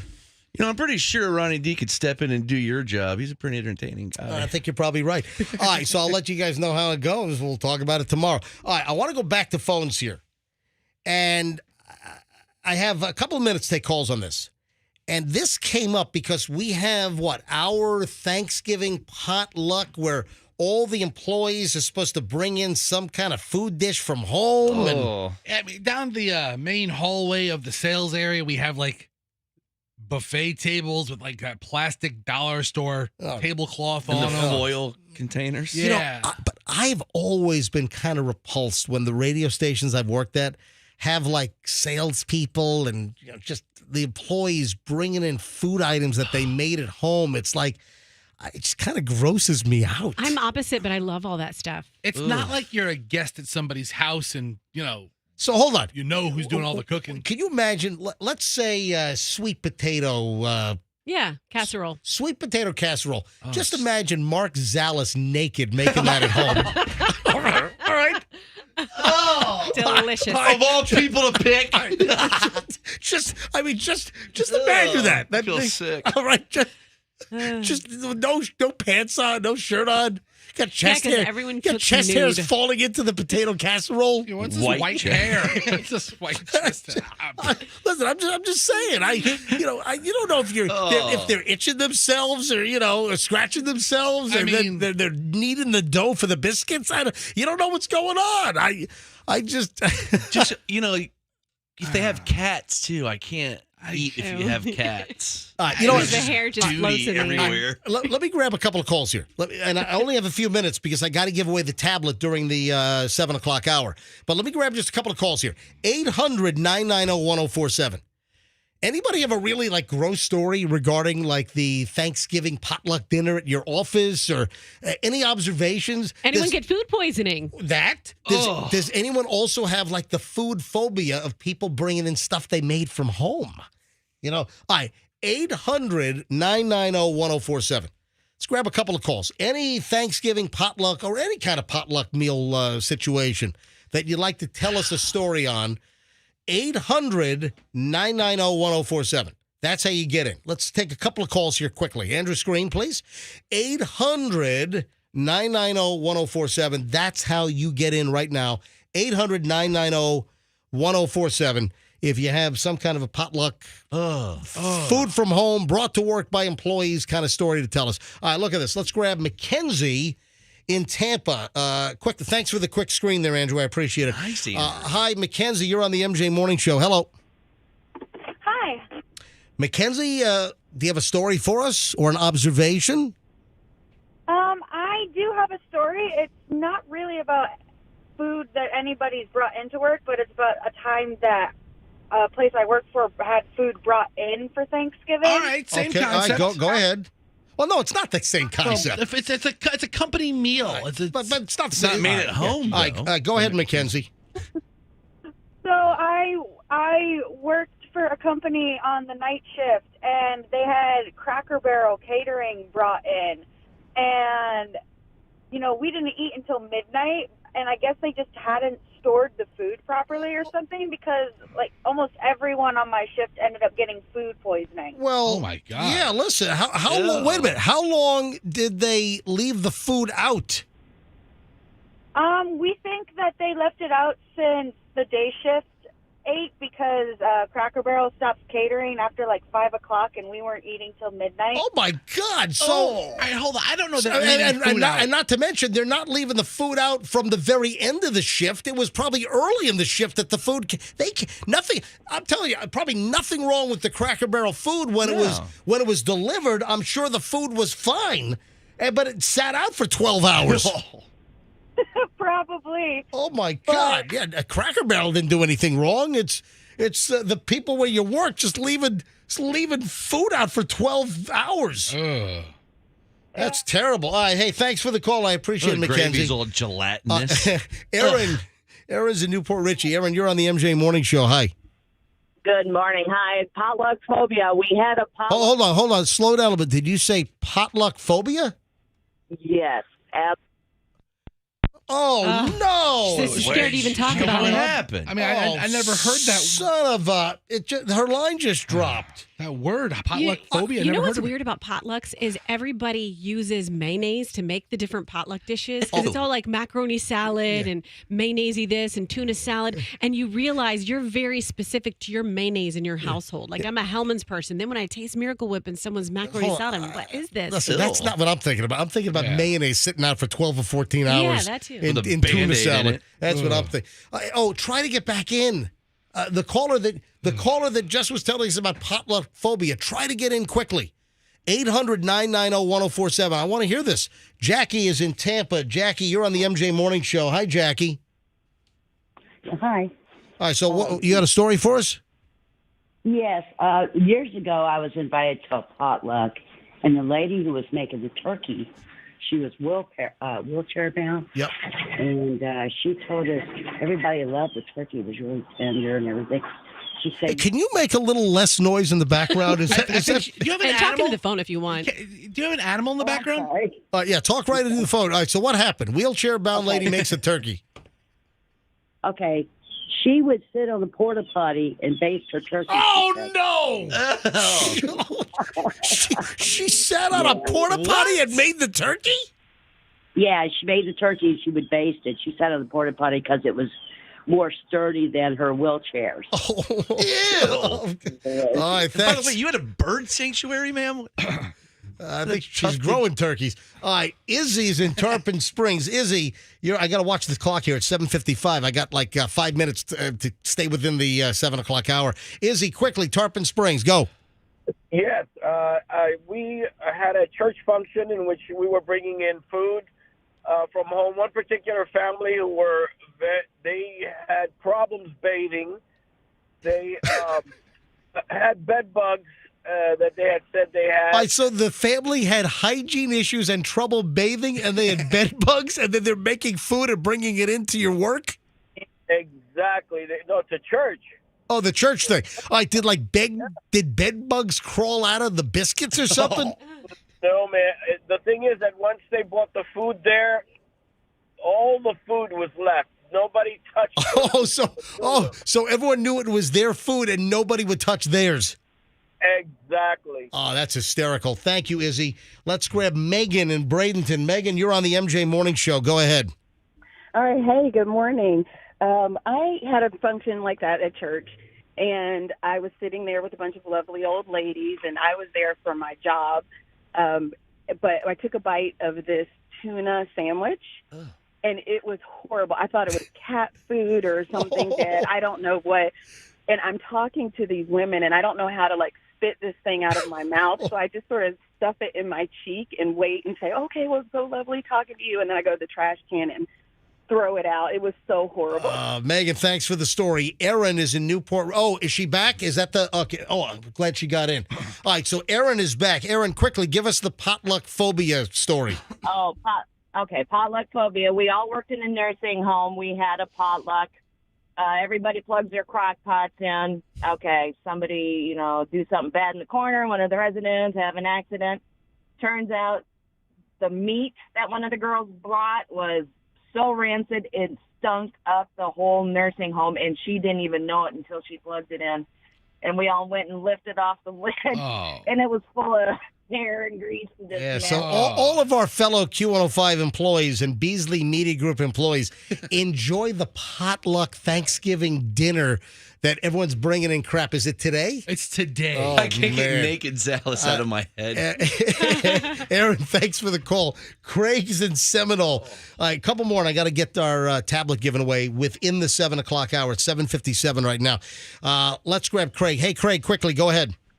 Yeah, and the company I worked for had a potluck, and there was a few Asian women that worked there, and they made some rice and egg rolls and things like that.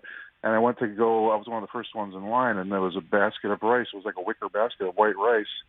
And two of the women in front of me that had made it, they just reached in with their hands and picked out the rice. Oh, and put it no. on their plate. Oh, That's the culture. no, it's terrible. All right, Craig, thanks. All right, last call on this. Kathy is up in Jacksonville. Kathy, you're on the MJ Morning Show. Hello. Hi. So I was working as a nurse in a pediatric unit in Tampa, and one of the moms brought us cookies as a thank you. and she made them with breast milk. Oh my gosh! Did she tell you that in advance of giving them to you? No. That's What? No, it was kind of as like they were going around, and she then shared. That's food tampering. Oh, it is. So after the fact, the people that ate the cookies found out they were made with her breast milk? Oh. Yes. That sounds illegal. So did anyone call the cops? No. I think we were all just too disgusted and in shock and thinking like, Yeah. okay, this woman's having some sort of post-pregnancy Oh, my mental God. She has Hep breakdown. C or something. That is awful. Kathy, thank you. That's such a... hey, everyone's going to run to the potluck dinner here, right? Yeah, for real. Hey, Kathy, thanks for the call. You're welcome. That's crazy. I hate these potlucks. 7:59. Rolling up on 7:50 with a minute to spare. Let's go. This will be the 7 o'clock. I try not to wait till the very end, but I had to do these two phone segments, and here we go. Let's go with what caller should we do? Okay, I got it. We're going to give away the second Microsoft Surface Pro 8 tablet right now. Let's go with caller number 77. Wow. Caller 77. See, Andrew's cursing me out. He wants like caller 7. He wants caller 10. No. I want people to be able to, have a chance and, have tons of, leeway to call in and try to get the line in. I mean, you call in, Andrew tells you you're caller 24. You have time to call back in. Let's go. 800-990-1047. 800-990-1047. Caller 77 right now. If you know the name of last hour's winner, you win a brand new Microsoft Surface Pro 8 tablet with keyboard. This is a $1,349 value. So caller 77 right now, 800-990-1047. And when you're dialing, keep your radio on. Keep your radio up when you're dialing, because we had a last hour, the woman turned the radio down and didn't hear the winner and didn't know the name for this hour. All right, so let's go as we hit 8 o'clock now, but this is still the 7 o'clock, and we still have the 8 o'clock to give away later this hour, and then the 9 o'clock tablet. So we have this tablet, then two more after this. All right, good luck. Caller 77, 800-990-1047. Oh, and also, man, this is just back-to-back goodness here. The Q105 trip-a-day song for the two-night cruise to the Grand Bahama Island aboard the Margaritaville at Sea Cruise Line. The song you're listening for is Boys of Summer, Don Henley. It'll play in the 12 noon hour when you hear it. Be the seventh caller and win the Q105 trip-a-day. Don Henley, Boys of Summer. So good luck with that. All right, Andrew's in the screening process. While we're screening, Fester. Yes. And folks, keep your radio up. I don't know if this grandma in the wheelchair. Oh, speaking of grandma in the wheelchair, this kind of fits in with one of the calls we just took. Yeah, it sure does. I don't know if this is real. It looks real. I don't know any details about it. I don't know where it happened. I don't know when it happened. I just stumbled upon it. It looks like Granny does get dumped out of the wheelchair at the end of the driveway when she crosses the... What if a truck was coming by? All right, Fester, describe the video link. Did you find this on Reddit again? Yeah, so Reddit's pretty great. Every night, 3/4 of the show does show prep for the next day. Froggy's the quarter that Froggy does nothing. Right. So I get emails with show prep Well, I from have Fester. a real job. Yeah. Well, and we don't. Oh, Froggy came with the Pete Davidson segment today. Yeah. Thank you very much, sir. And every month or so, Hal Herman comes in. All right, so every month or so. All right, so Fester, you find this video clip on Reddit last night. Yeah. So I find this video clip, and I was watching it, and it took a couple of seconds. I'm like, all right, why am I watching this? Why am I watching this? And then all of a sudden, it just goes. It's a grandson in a looks like a guy maybe in his late teens or early 20s, and he brings a very. I don't think late teens. I think probably 20s, late 20s, maybe early 30s. There's a grown man brings his grandma. And this guy's like in a muscle shirt because he's got look how big the guy's biceps are. Yeah.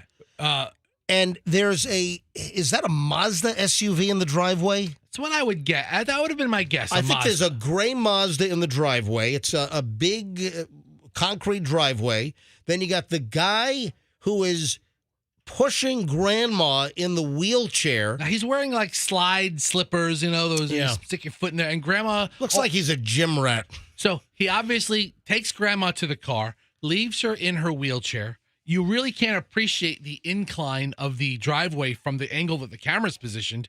And he must go back and lock the house, or he leaves Grandma there for a second. And I think he even says, all right, Grandma, hold tight. Well, I've got the audio. All right. So I'm going to play the audio. So let's sync it up. Hit the video the same time I hit the audio so we can describe this.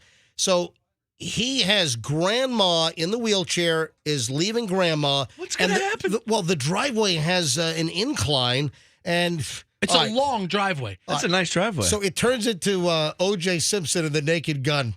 Yeah. Essentially. All right, listen to this. Here's the audio. Listen to what happens. Stay there.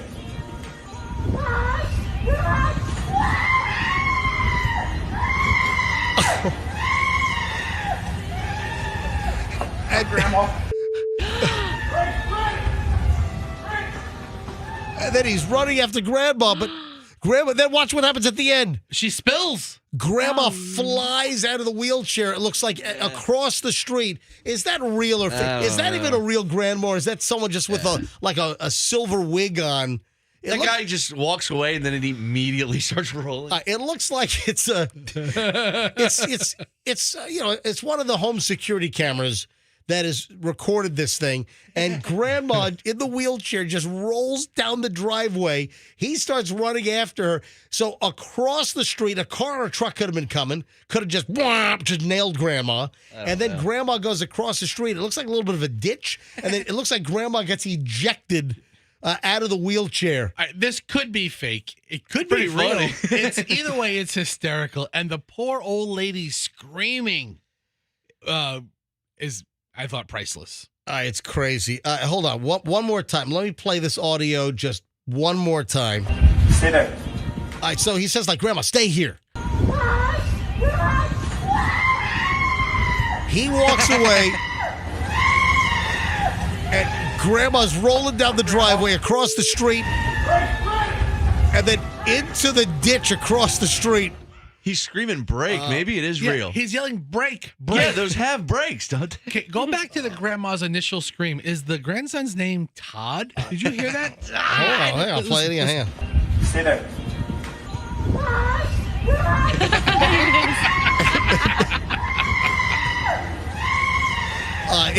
Andrew, do you have the video up on our website? Why not, dude? You know we're going to play this thing. Well, you cannot take a video from Reddit and put it on our website. I've got to search for it somewhere else. You got to get this up. Well, but search for it. You know we're going to do it. So, yeah, search for it. Get this thing up as quick as you can. All right, we'll find it somewhere, and we'll get it up. We'll have it up shortly, hopefully. MJMorningshow.com in videos that we mentioned on the show. A big thank you to the 123456 texters who told me my bra is showing. Okay, very good. All right, let's try to get caller 77 here. We'll address that in a minute, or undress that in a minute. Hi, good morning, MJ Morning Show. Who's this? This is Michael. Michael, why are you calling the MJ Morning Show? Because I'm about to piss off my wife. Oh, yeah. All right, why are you about to piss off your wife, Michael? Because I'm about to win a computer. Mine went blue screen yesterday. Wow. All right, Michael, if you can tell me. Now, folks, it's 8:07, but this is the 7 o'clock tablet. Technically, I started to give this away. I solicited at 7:59, so this is still the 7 o'clock unit. So, Michael, you got to tell me who won the tablet last hour. What's the first name? Kathleen. You got it. Michael, you just won a Microsoft Surface Pro 8 tablet with keyboard, retail value $1,349, and you just pissed off your wife. What's crazy is I knew all week one of us was going to win it. Good for you. Positive thinking, Michael. That is great. So you had a premonition all week long. Yeah, well, when my wife gets one of those premonitions, I know it's going to be good. Did she have a premonition that your other computer was going to die yesterday? Let's put it this way. She had the premonition that the Bucks were going to win the Super Bowl back when y'all had me before as a soundbite. Anytime she gets one of these weird premonitions and says something, I better look out because it's going to happen. Hold on, Michael. What soundbite did we have of you? when the Bucks won the first Super Bowl, when they had won that last playoff game, I had called in and told you that my wife told me, yeah, well, the Bucks are going to win the Super Bowl. Oh, wow. Oh, yeah, I remember that. Yeah. Hey, Michael, hold the phone, Michael. Andrew's going to pick up, our producer, and he's going to get all your information. You just won the tablet, man. Congratulations. You got the 7 o'clock tablet. Thank you, buddy. Is he talking about the Raiders Super Bowl or the last one? Hold on. What year are you talking about? The first Super Bowl, but the Bucks had won. 2002? Two? Okay. I don't know. You want me to come up with years? Hey. Hell, I'm an old man, brother. Hey, That's funny. Every 20 years, your wife strikes gold. Good job. All right, Michael, hang on. He's on hold. Go ahead and grab all of his information. Congratulations. One time in 1998, I knew it was going to rain. And none of the meteorologists were there. I knew it. Ladies and gentlemen, that was only the second tablet. We have 2 more to give away. It is now 8:09, and it is the 8 o'clock hour. We still have the 8 o'clock tablet to give away sometime this hour. Keep listening to the MJ. And you know what? It's not going to be the end of the hour. I'm going to do it much sooner. So I will do it much sooner than the end of the hour for this hour's tablet. And all you got to know is the last winner's name was Michael. Just know that. And it'll be very short spacing between that winner and the next winner here in the 8 o'clock hour. Thanks, folks, for listening to the MJ Morning Show. Of course, spread the word that the MJ Morning Show is back here on Q105. I got a lightning around just a ton of stuff. This bothered me. I saw this story, and I think I saw this for the Channel 8 website. Florida families stop at 7-Eleven makes them instant millionaires. No, it didn't. All right, so they won a $1 million lottery ticket. They won a scratcher. So they're not millionaires, technically. No, they're not. According to the Florida Lottery, this Florida family, 41-year-old Jeffrey Voltaire, oh, wow, that has historic connotations, of Port St. Lucie claimed his $1 million lottery prize playing the 500X game, and he's getting his lump sum payment of $820,000. So right there, you're not a millionaire. But then even if let's say you take $1 million, you got the federal taxes to pay on this thing. What if he had $500,000 saved already? He's a millionaire. Yeah. Well, so he rolls it with his current IRA. Listen, if you win $1 million, right? The federal taxes, you assume that you're going to lop close to what, 40% off of that, 37%. Yep. So right there, you're at $640,000 or $700,000. You're not a millionaire, and they just the latest millionaire. No, the latest 100,000 heir. Okay, you're picking nits over here. I'm not picking nits over here. I'm being honest. Little pickiny. You think I'm picking? Little picky. I'm not picking. You're nitpicking. Little bit. I'm just saying that when they try to, make these big stories, the latest millionaire from the scratcher. No, you're not. Little bit. No, it's not a little bit. Hey, guess who's getting sued? All kinds of people, I'm sure. I mean, the lottery for saying people are millionaires? I don't know. No. Who's getting sued? Judge Wapner. No, Judge Wapner's no longer with us. Oh, what's her name? Judge Judy. No, why would you say Judge Judy? I mean, Roxanne's down the judge rabbit hole right now. Why would you say Judge Judy? Judge Alex? Judge Steve Harvey. Who's getting sued? Who? I'll give you a hint. Rusty the bailiff. No, it has nothing to do with the People's Court. I'm just playing the music. Harry from Night Court. I'll give you a hint. It's crypto related. Oh yeah, we know. Oh, I can name a list of people. All right, go down your list, Roxanne. Wait for the breakdown. Go ahead. Yeah. Tom Brady. Giselle. Brady. That is correct. Washington. Yep. Shaq.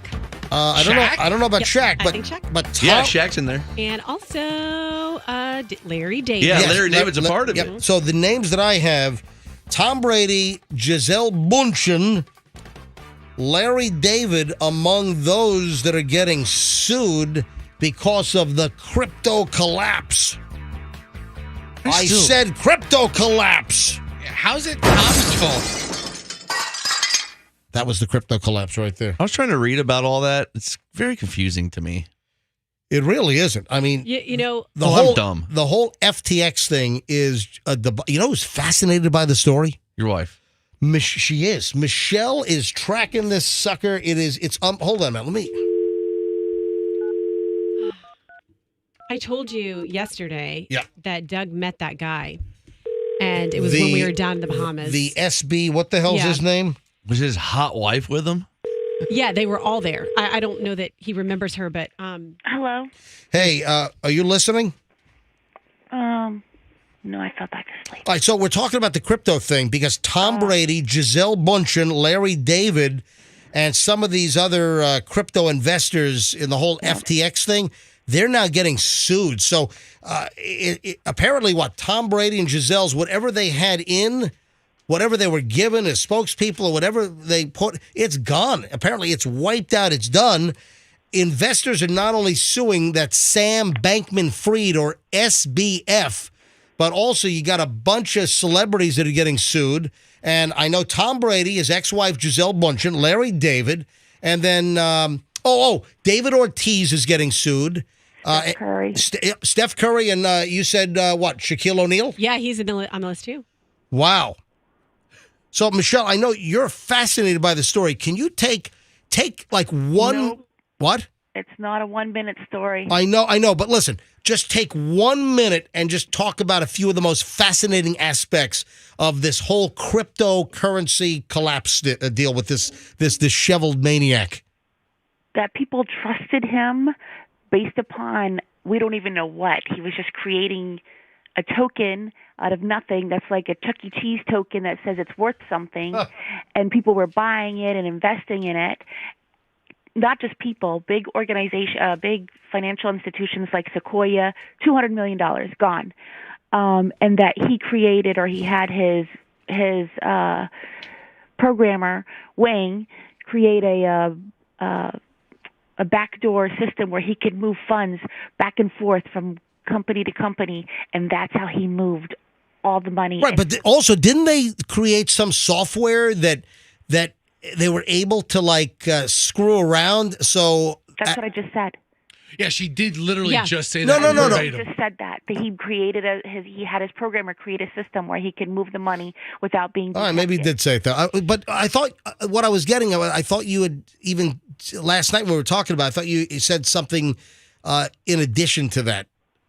That they deliberately created the software so they could cheat, right? It was almost like a Bernie Madoff deal, potentially, just with the crypto crap.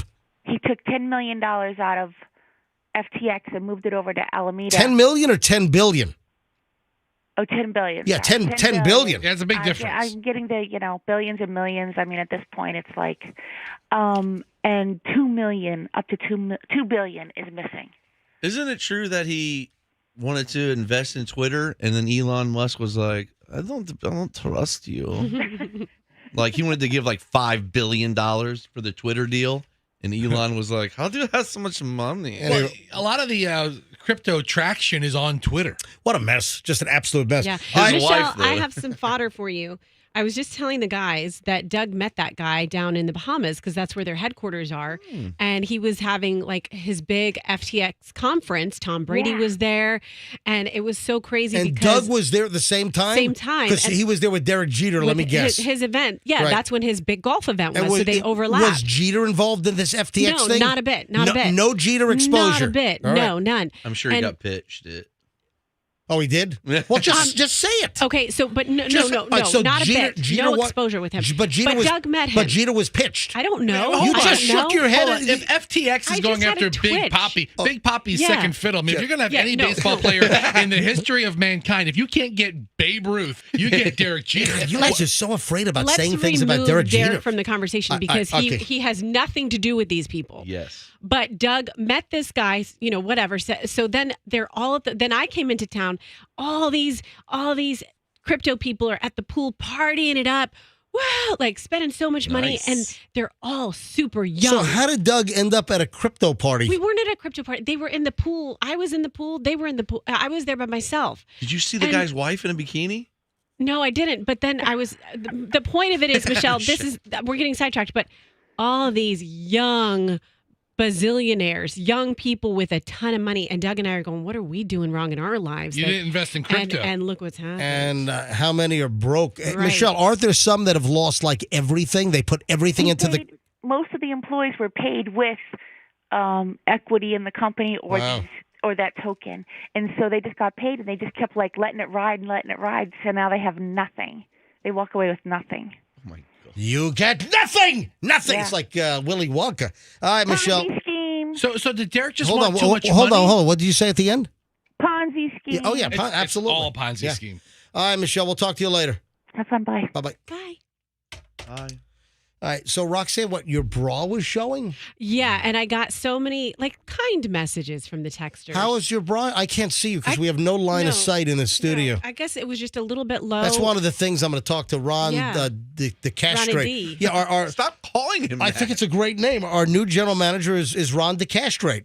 And he's going to meet with me on my contract issue today. And that's one of the things that we were promised a brand new studio 2 years ago because this studio is the worst environment to do a morning show. I can't see anything. So where was your bra showing? Just right in the middle there, I guess. In the cleavage area. In the cleavage area. And so I got So a what lot are these of, perverts? What are these perverts watching Well- MJ TV? What are they staring at? I mean, I'm going to have to go back and watch that part of it. I don't know if it was that egregious, but I got 6 or 7 messages. And this one guy's like, do you need a safety pin? Do you need a safety pin? I don't know creepy. if you care, but your bra is showing right now. So It's not called the Great American Boob Inn, Roxanne. Did you And tell guess- them you have 7th graders to talk to later today? Roxanne's going to expose herself to a bunch of middle do school not students. say that. My goodness, no. I actually do have a safety pin in my purse, but I just, yeah. Hey, speaking of Shaquille and Shaq, Rox, you mentioned Shaq as being, wound up in this whole crypto collapse. And listen, Shaq's isn't he like a billionaire? Isn't Shaq worth like $1 billion bucks or something? It's got to be. All because of the shakaroni pizza. at Papa John's, right? Delicious. And how much is the shakaroni pizza? I don't know the whole price, but I know that $1 from every one of them gets donated to charities people care about. Thank you, Shaq. You're welcome. All right. Shaq is trolling people. So now the latest thing is Shaq is saying that there's more than one moon. I feel like he was listening to our show yesterday and heard Froggy talking about a flat Earth. Didn't Shaq also say that that the Earth was flat like I don't know a year ago? Maybe he did. All right, Shaq is just having fun. Shaq is toying with people. I mean, folks don't take this stuff seriously, do they? I have a new theory. There's more than You know one what? moon. I can't Fester, tell. stop. I cannot. I cannot tell the difference between Fester and Shaq. I tell you right good. now, there is more than one moon. All right, And the let me- second moon has a Papa John's on it where you can buy the shakaroni pizza. All right, so here's The other moon is the general. this is I Shaq. Shaq was on. What network is he on doing commentary? Is he on TNT? TNT, I Is it think? yeah TNT? Right. All right. So here's Shaq's latest. I have a new theory. There's more than one moon. Oh, no. Just let me tell you my theory. The other day I was riding past Auburn, as a matter of fact, and the moon was on the left. And I'm keep Right. going straight, then making no turns, and about 20 minutes later, the moon was behind me. That's because it was moving, fool. Nope, there's more than one moon. And then another Trick, 45 please. seconds, the moon was on my right. It's more than one moon. The more than one moon. He's just Shaq, screwing are with- you crazy? Yeah. Shaq is my favorite celebrity athlete ever. Moons are the same shape as his cinnamon balls and frosted flakes. Yeah.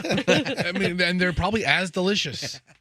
Shaq's just screwing with people. Shaq, hands down, my favorite athlete of all time. Yep. Shaq. My favorite person in pop culture or celebrity status is Shaq. He's the Froggy, I have a warning for you. best. God. This is a Froggy warning. Does anyone have any idea what this might have to do with? Energy drinks, marijuana, Love? growing scraggly beards. Energy drinks is correct. Now, marijuana would be probably most Look, people's I first only guess. knew that because look what I saw him crack open this morning. Yeah, baby. Froggy is drinking one of his dozen or so energy drinks for the day. Monster Energy. This is a white can of Monster. No sugar. I've never had a Monster energy Have a drink. sip. No, I'm not drinking that. Have a sip. Listen, I had a sip of a Red Bull about 15 or 18 years ago. I don't do energy drinks. I don't need them. I don't need energy drinks. So Froggy, the reason why I'm bringing this up is because I see you consume an inordinate amount, a ridiculous amount of these energy drinks. I'm also a big fan of the 5-hour energy. And I'm bringing this up because listen to this headline. I downed 12 energy drinks in 10 minutes and my pancreas ate itself. Ooh, you need your pancreas. How many? 12 energy drinks in 10 minutes and my pancreas ate itself. How hungry was his pancreas? This is a gamer. Narrowly escaped death. So what do these gamers do? They just sit in their chairs for like 12, 18 hours? And they stream. They stream the They're game. streaming their games on Twitch or That's whatever. the problem. They're making money now doing it. And they're drinking these. How the hell do you make money playing video games? People donate to people. All right, that's idiotic. That's the dumbest thing I've ever heard in my life. I donate to my favorite gamers. I'm just kidding. Are you kidding? I've never have. Really? Never have. But there's kids making a lot of money playing games. I realize that. And then they drink energy drinks and they go in a bucket. So, well, that's the other point is that they'll sit in their chairs for 12 hours at a pop and they'll have a bucket next to their chair because they don't want to get up to go to the bathroom. So they go to the bathroom while they're playing their video games. I'd be lying if I said I never went in a bucket. Listen to this. Drank a dozen cans of energy drinks in 10 minutes. A man down 10 or 12 drinks in 10 minutes. This is what happened to his organs. Dr. Bernard Sue tells viewers in a YouTube video that has recently surfaced. Sue is a clinical pharmacist who has a YouTube channel. He's got 2.6 million subscribers. And he explains that the patient in question is JS, was admitted into the ER with breakthrough abdominal pain. Ooh. The JS is portrayed as a chubby, bespectacled 36-year-old man obsessed with Pokemon. Oh, God. Video games and things that he couldn't have as a kid. He's 36? And apparently he chugged 12 energy drinks, didn't feel well. How does that eat your pancreas? At the hospital, doctors made a shocking discovery. JS's pancreas had started to digest itself. Oh, wow. As its body struggled to keep up with the pound of sugar and loads of caffeine from the 12 cans that he just guzzled. Dude, 12 in 10 minutes? That's a little outrageous. It seems like a lot. I just have one in the morning to get me through this thing. Through this thing? Yeah. And then the rest of the day. I just have no desire to drink an energy drink. I don't have a desire to drink one, let alone a dozen in 10 minutes. Well, you have this weird energy about you. I don't know. You don't need coffee or nothing. Yeah, that's weird. You're a weirdo. You're a freak. Because I don't drink coffee. I've never had a cup of coffee. Very suspect. Yeah, what are you saying? I'm coked up? Yeah. What are you? No, I'm just saying. What are you insinuating? What is suspect? Robotic. It's very sus. It is super sus. What does that mean, robotic? I don't know. Cyborg. Okay. What's your fuel? Yeah. You don't need coffee. I don't need coffee. Why do you need coffee for fuel? I enjoy what I do, and I put all my energy into the show, and uses whiskey for I fuel. don't need artificial. He just has that natural BDE that gets him through the whole day. There you go, baby. LD. Charge it like a Tesla. Oh, thank you. All right. Yeah, it's great for you. Thanks. Get it? No. Little. Oh. You are now free to move about the country. Did you see the Southwest pilot? Uh-oh. No. Did you see what the Southwest pilot did? You are now free to move about the country. What did he do? A Southwest captain went above the Call of Duty. No, I'm not talking about the video game. A Southwest pilot was dangling out of the window, reaching all the way out of the window. Do you know you can open up the windows in the cockpit? Yeah. Just roll them down. Zzz. No, it's got to be more than that. It's got to be a better lock than like what's on my Lincoln. Barely. No. So the windshield obviously doesn't get open, but in the cockpit of a commercial airliner, the side window can open up. You've seen like flags sometimes, hung out of the window. Seems dangerous. This is a pretty cool story. Listen to that. I ought to try and get my buddy on the phone who's, I got like 3 buddies who are Southwest pilots. I might try one in a second here. But listen to what happened. there's a video that showed up online, and the pilot is sticking out of the cockpit window to grab a phone from a ramp worker. You know, the guys that are down, waving the planes in or loading baggage, and they've got the safety vests on. They're driving the tug or whatever they're doing. This happened at the Long Beach airport out in California. So at the Long Beach, is that John Wayne? Is that Orange County Airport, Long Beach? Isn't one named after Bob Hope? Where the hell's that airport? Anyway, so here's what happened. A Southwest passenger, left their phone apparently in the gate area. And the plane had already pushed back from the gate. And the jetway was retracted. And somehow the gate agents inside realized, oh my God, a passenger left a phone. So they rush it down to the ramp workers, because you can run down the jetway. And, before you get to the opening where the jetway attaches to the plane or goes up against the plane, you've got that little doorway to the right. And that's where the ramp workers can walk up and down. That's where the pilot goes down there to check on the airplane, do the walk around, make sure that the tires are not bald or, there's not, chicken stuck in the engine or something.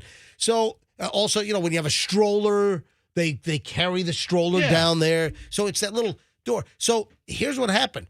The workers inside at the gate find the cell phone, and they're like, oh my God, passenger left the cell phone.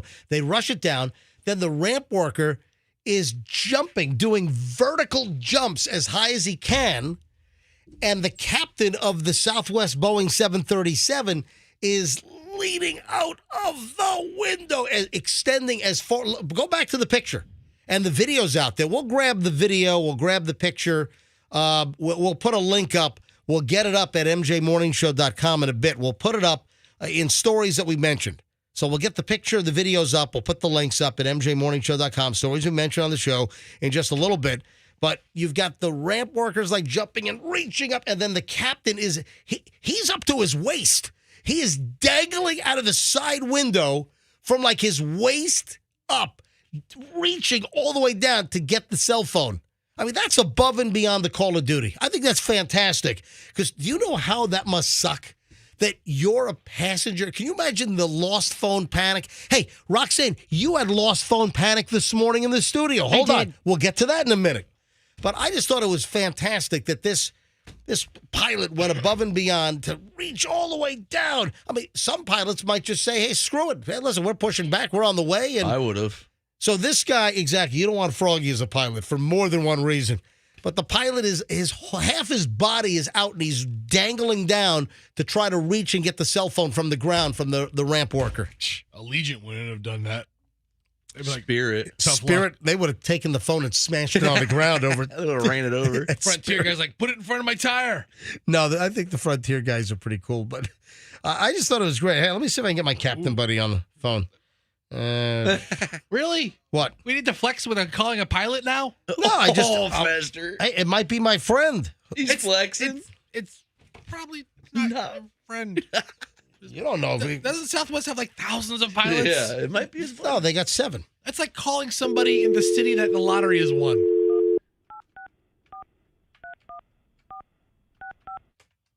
And I'm calling my buddy. I got a captain buddy, Captain Smiley.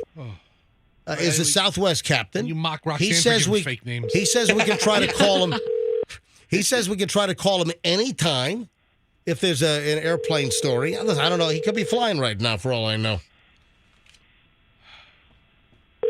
Listen, we don't get a hold of him. We don't get a hold of him. But I wanted to thank him for a captain in his airline doing a great thing. What's the matter with you? You want to thank him Your call has been forwarded to. All right, so he's This not is available. the most You're crap-ass so segment mad. we've ever had. What are you talking about? You want to thank him for what another pilot did in his company?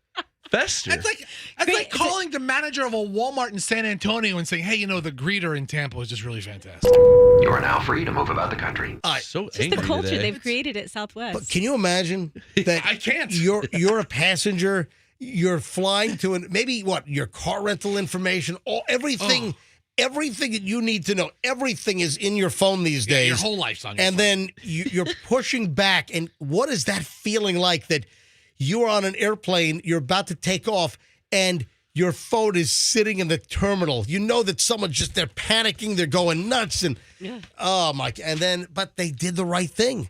From the gate agents at Southwest out at Long Beach to the captain, and the ramp agents jumping up to give the captain the phone through the window. I think it's fantastic. Yeah, the part that I can't imagine is a radio morning show calling another pilot that has nothing to do with the situation to thank him for the other pilot's Well, you could ask him about the window and if he would That's do what it. That's what I was going to. That's not what you said. You said, I wanted to congratulate him and thank him for the other pilot. Of course, I was going to ask him about how do you open up the window. Yeah. Have you ever done anything like this? Have you ever there's so many questions. Have you ever dangled half your body out of the Southwest Boeing 737 window? You know what? Don't sign that contract. Fester! You are such a grumpo, dude. Yeah.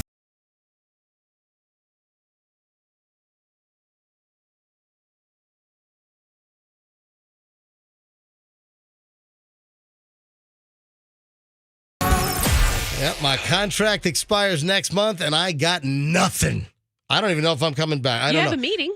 I do have a meeting with Ron DeCastrate, our new general manager. I do have that coming up at 10:15 this morning. And he seems like a really nice guy. Yeah, until you call him DeCastrate. Yeah, I mean, can you have a manager that you don't make up a stupid name? We always have names for our managers. I mean, it is better than Taco Boy and Schmuck on, what was it? Wheels? Tommy Schmuck on Wheels. Who has lived up to that name time and time again. One of the biggest schmucks I've ever met. Talk about a history of poor career decisions. Fester! You're out of control today. Fester, I think you've got a tumor. I'll go down. You want me to go down his list of bad decisions? Fester, I think you've got a brain tumor. February 2012. March 1st, 2012. Fester, stop. Okay. 2011. I'm sorry. Wrong. No, it's 2012. 2012.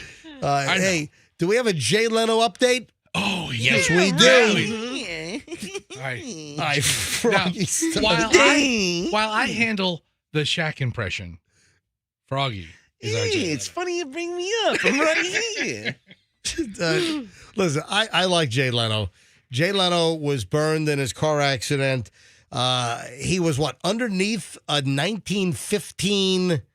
Was it 1950? No, 1901, wasn't it? No, 1905. 05, yeah, it was low. Whatever. It was like before combustion engines, and it ran on steam. So how the hell did it get burned by gasoline then? I don't even know. Why is there gasoline in a steam car?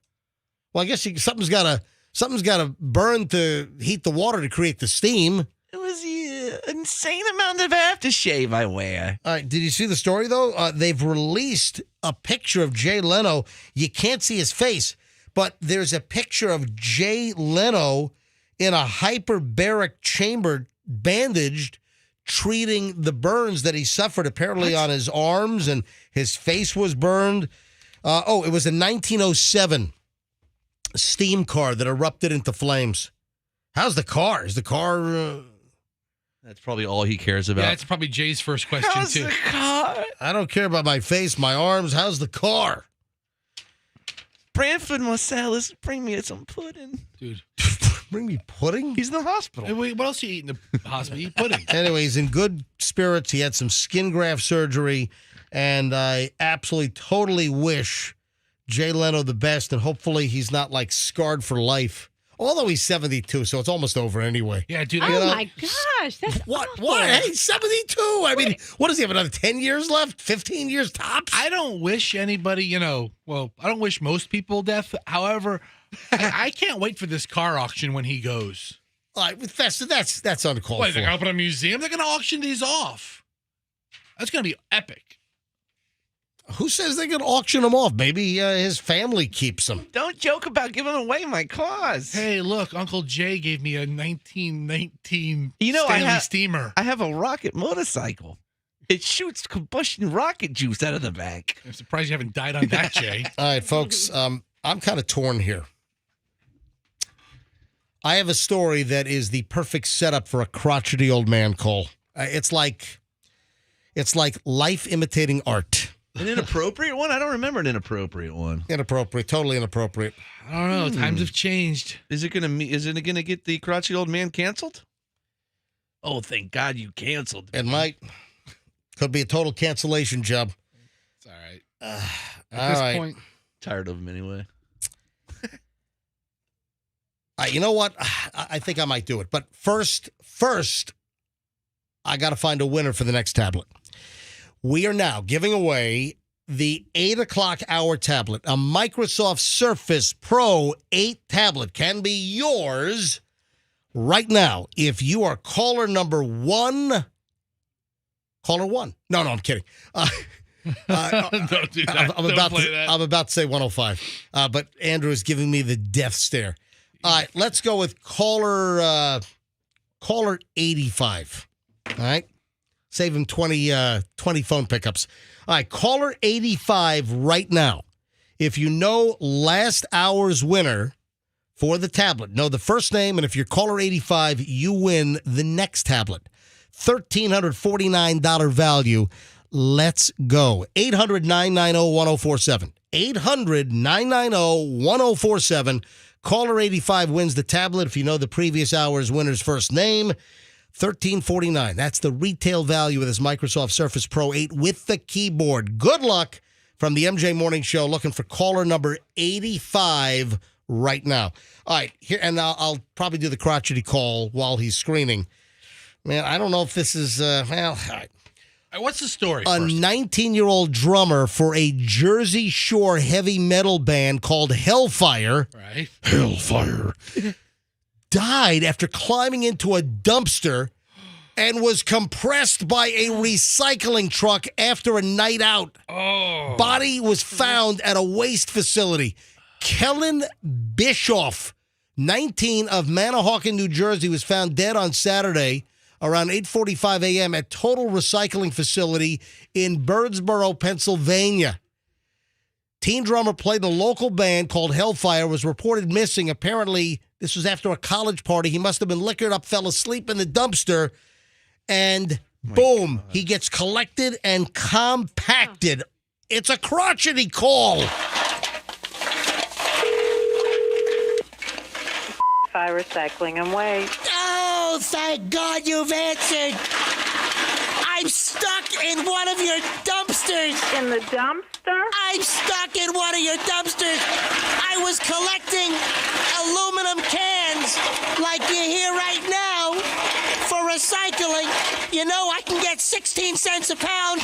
I can make 70 to 80 cents a day. And I got stuck in one of the dumpsters, and I can't get out. Sir, let me transfer you to dispatch. Thank you. Hurry up. I might die in here.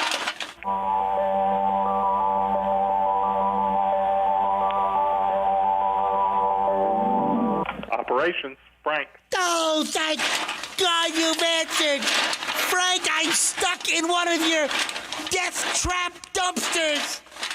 How did you get in the dumpster, sir? I'm collecting aluminum cans, and I climbed in, I leaned over, and I fell in. Excuse me, push the top of the dumpster open and climb out. I'm trying. I can't reach it. What is your location, please? What? What is your location? I think I'm at the Denny's. Which Denny's is that, sir? I'm behind the IHOP. What street are you located on? I'm having amnesia. I can't remember because it was 100 degrees out there today, and I'm all hot. Can you tell me what part of the city you're in? I'm somewhere near downtown. Oh, hold on a sec. What's that? Oh, I think the truck is coming. Push the top of the dumpster open so the driver can see you. I tried. No, I'm getting lifted. What is the number of the truck? I can't see it. I'm getting lifted. Tell me your location so I can get in touch with the driver. I'm getting lifted. I'm upside down. Oh, he's slamming the dump. Where are you? I don't think I can hold on. I'm falling down. Tell me where you are.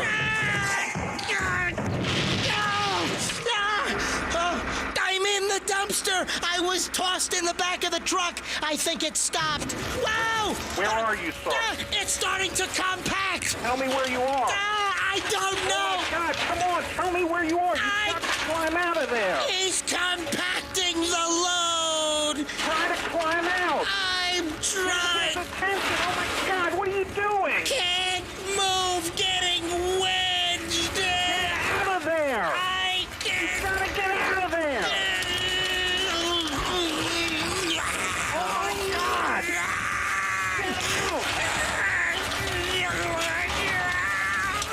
Where are you? I can't talk any longer. You've got to try to get out! Get the driver's attention! It's about to crush myself. Get help! Get out of there! Let him out! Man, That's it. I think I heard your head crunch. Oh, man. So this drummer, 19-year-old for Hellfire, he falls asleep on a recycling dumpster. And, man, I did that call years and years ago. There you go. I feel a little guilty playing that. We're up to caller 84, Andrew. So the next call I take will be 85 to win the next tablet here on the MJ Morning Show. All right, let's do it. Good morning, MJ Morning Show. Who's this? Hello? Good morning. Hello? Oh, my God. Hi. Yeah, I almost hung up on you. Good morning. Who's this? Oh, my gosh. My name is Jaleesa. Jaleesa. Oh, Yes. I love it. Jaleesa, what were you doing? I almost hung up because you weren't there. I was in the restroom and I was mixing hair color. Okay. Hold on. Thank God you said mixing hair Now, color. Jaleesa, Honest truth. all right, Jaleesa, are you a hairstylist or was this for personal use? Personal use. Okay. Jaleesa, why are you calling the MJ Morning Show? I'm calling for the tablet, for the computer oh my gosh. I'm Yeah, so nervous. it's okay. The Microsoft Surface Pro 8 with Yes. keyboard, retail value $1,349. Jaleesa, you are caller number 85, so you are the right number caller. Now, can you tell us the name of last hour's winner? Michael. That is correct. You win. Thank you. You got it. You got a tablet. You are the 8 o'clock winner. You got it, Jaleesa. Yes. Congratulations. All right, Thank you Jaleesa, very much. thank you for listening to the MJ Morning Show. We highly appreciate it. How do you spell your name? Because I got to write it down. Julissa. You were way off, Julissa. Esther. Julissa. Julissa. All right, hold Yes, on. sir. So I just added Jaleesa's name to our list, and I put J.A.-Lisa. I'm not that far off, Froggy. Yeah, Fester wrote it down way off. Hey, One Julissa, whole thing. congratulations, Julissa. I'm going to put Thank you on you very hold. much. Andrew will get all your information, okay? Thank you. When we get back, yes, Fester. Okay, When we get back, the whole Taylor Swift ticket debacle. What a nightmare. And we have a local celebrity that everybody knows that got mixed up in the debacle, and he's pissed. Who's the local celebrity? All mixed. The crew doesn't know. I'm the only one that knows. No, we don't. Which local celebrity that everyone knows is livid over have the some whole guesses. Taylor Swift situation? All right, hang on. That's coming up next. The big reveal is coming up in minutes on the MJ Morning Show here on Q105. I want to tell you about your moving experience.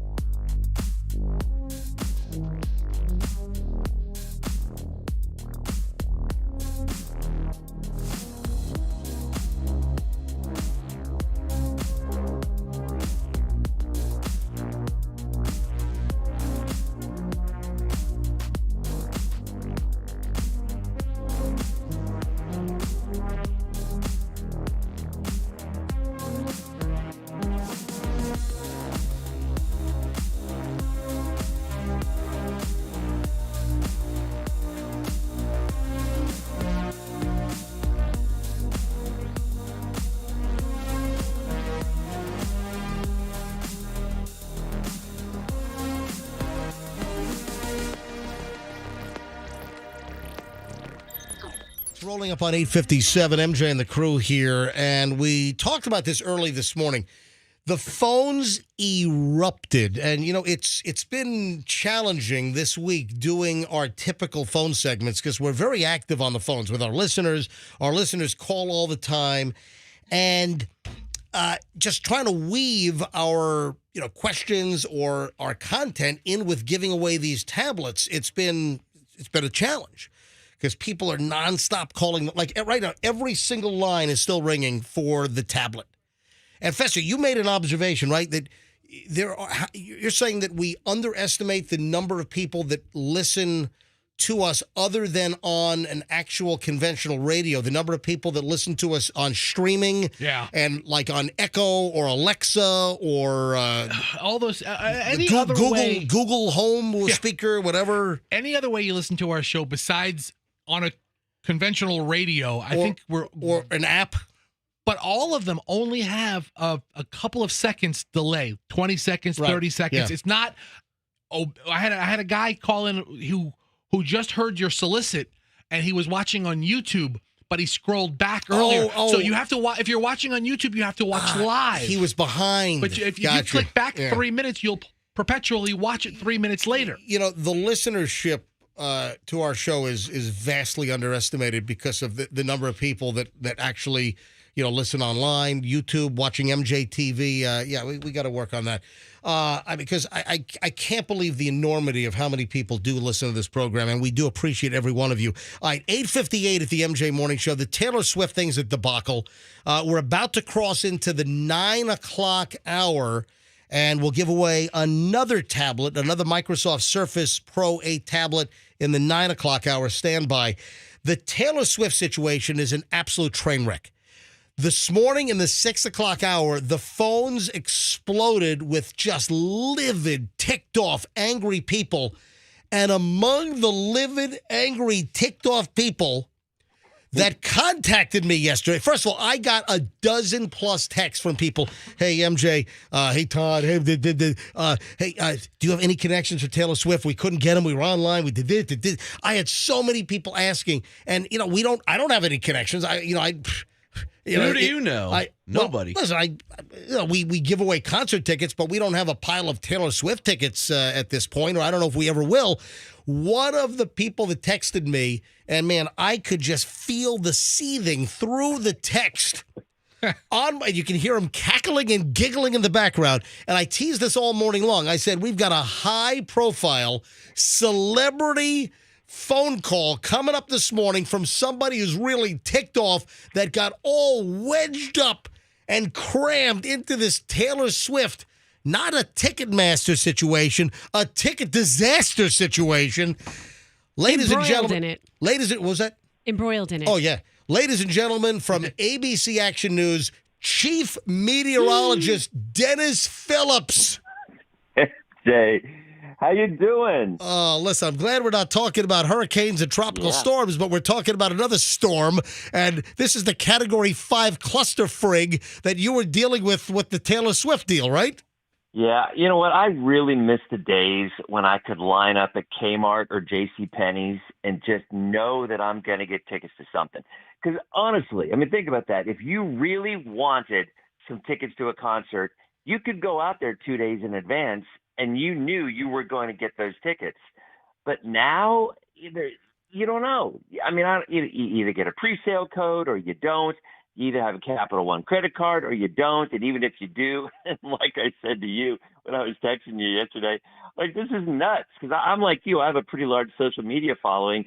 And people were on social media just going crazy because they were Swifties and they really, really wanted to go to the show. And the fact that there's 3 shows and they still couldn't get tickets, and the general admission sale hasn't even started yet, right? That's tomorrow.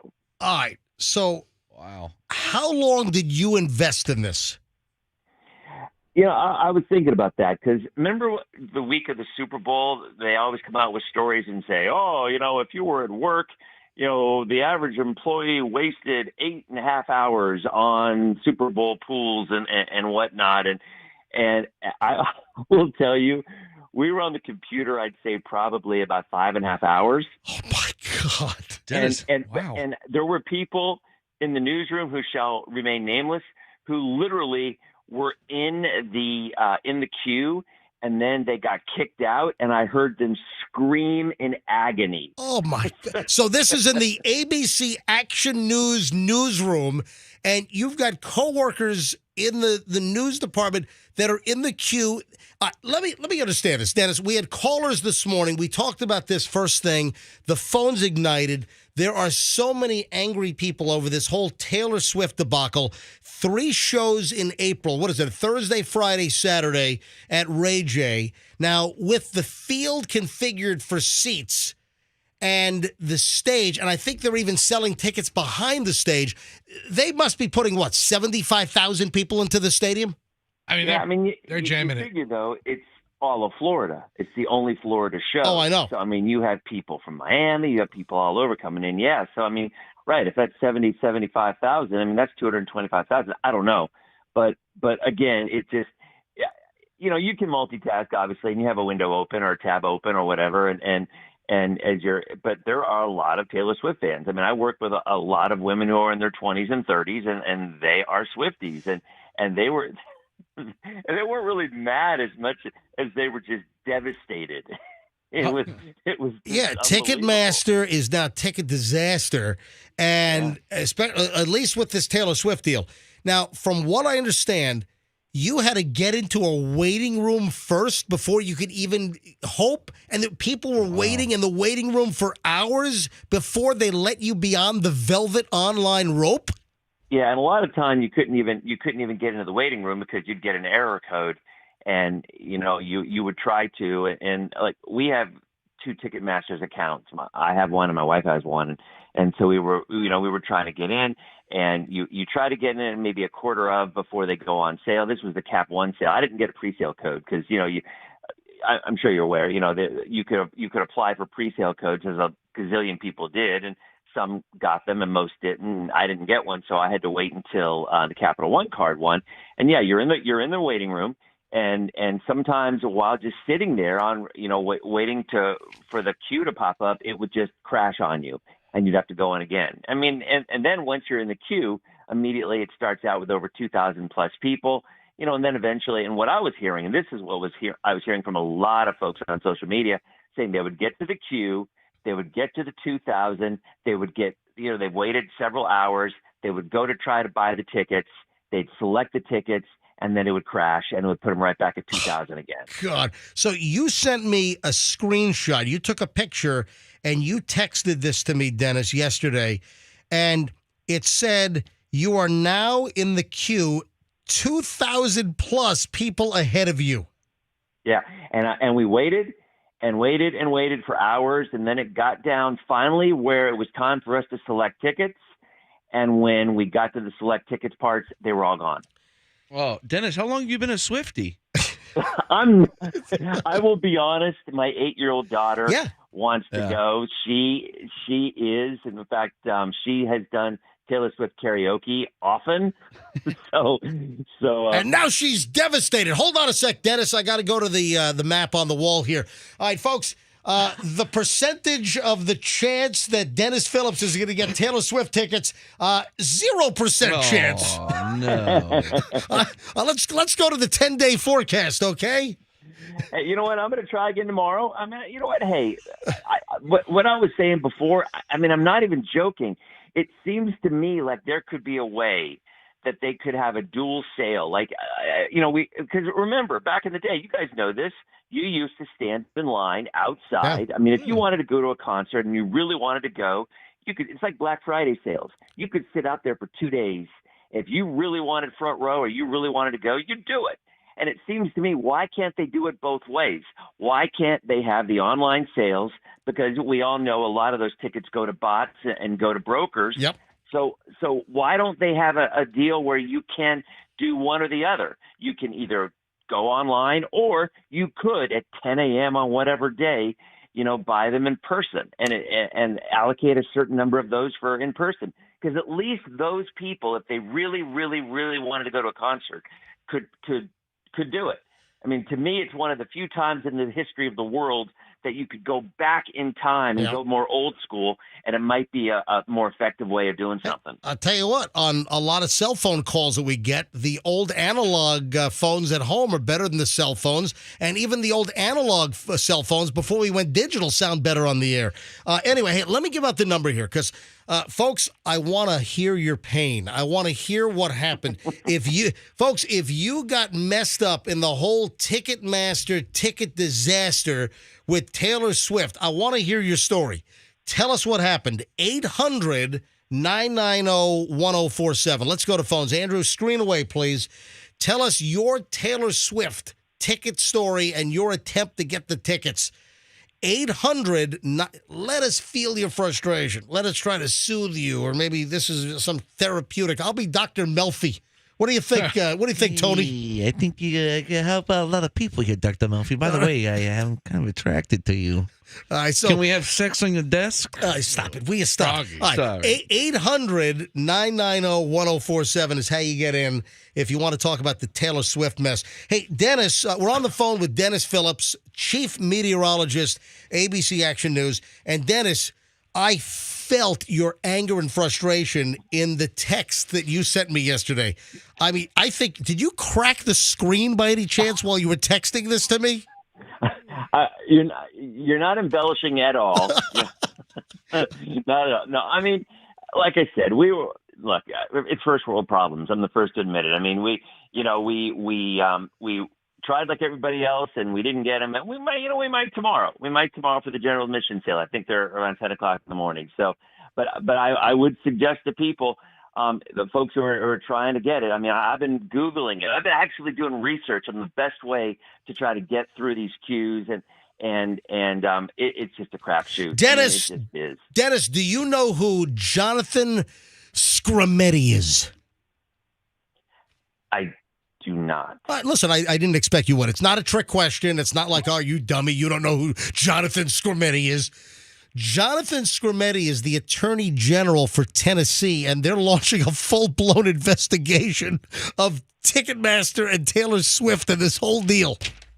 Yeah, I mean, I read the thing about Tennessee. I didn't know his name. Yeah, I mean, it's just not a good system. I mean, I was telling my kids yesterday. You know, I like to say, oh, maybe you want to be a doctor, maybe you want to be a lawyer. No, maybe you just want to solve the Ticketmaster debacle, and the world will be your oyster. You'll have billions. Because I mean, it's something that there's obviously huge demand. I mean, the Springsteen concert was kind of the same thing. You know, that was my first experience with dynamic pricing, and I got burned. You know, you try to get in right. I did get a pre-sale code because Springsteen concert, as you guys know, it's a world tour. It opens in Tampa on February 1st, like his very first concert for that tour. So, I mean, it's going to be a huge draw. So I was lucky enough to get pre-sale ticket or pre-sale code, and I went in and, you know, I saw what the prices were, you know, and you're just frantically trying to check out. You know, if you get any tickets, you're just like, all right, I'm trying to get the mid-range. And you want to like, please go through. So that's exactly what I did. So I'm like, okay, go submit. And before I realized it, the price that was supposed to be like $200 a ticket was $700 a ticket. Oh my God. Yeah, because it was the whole dynamic pricing. And, you know, I was just frantic to just hit check out. That's like hosed in the USA. I was hosed in the USA.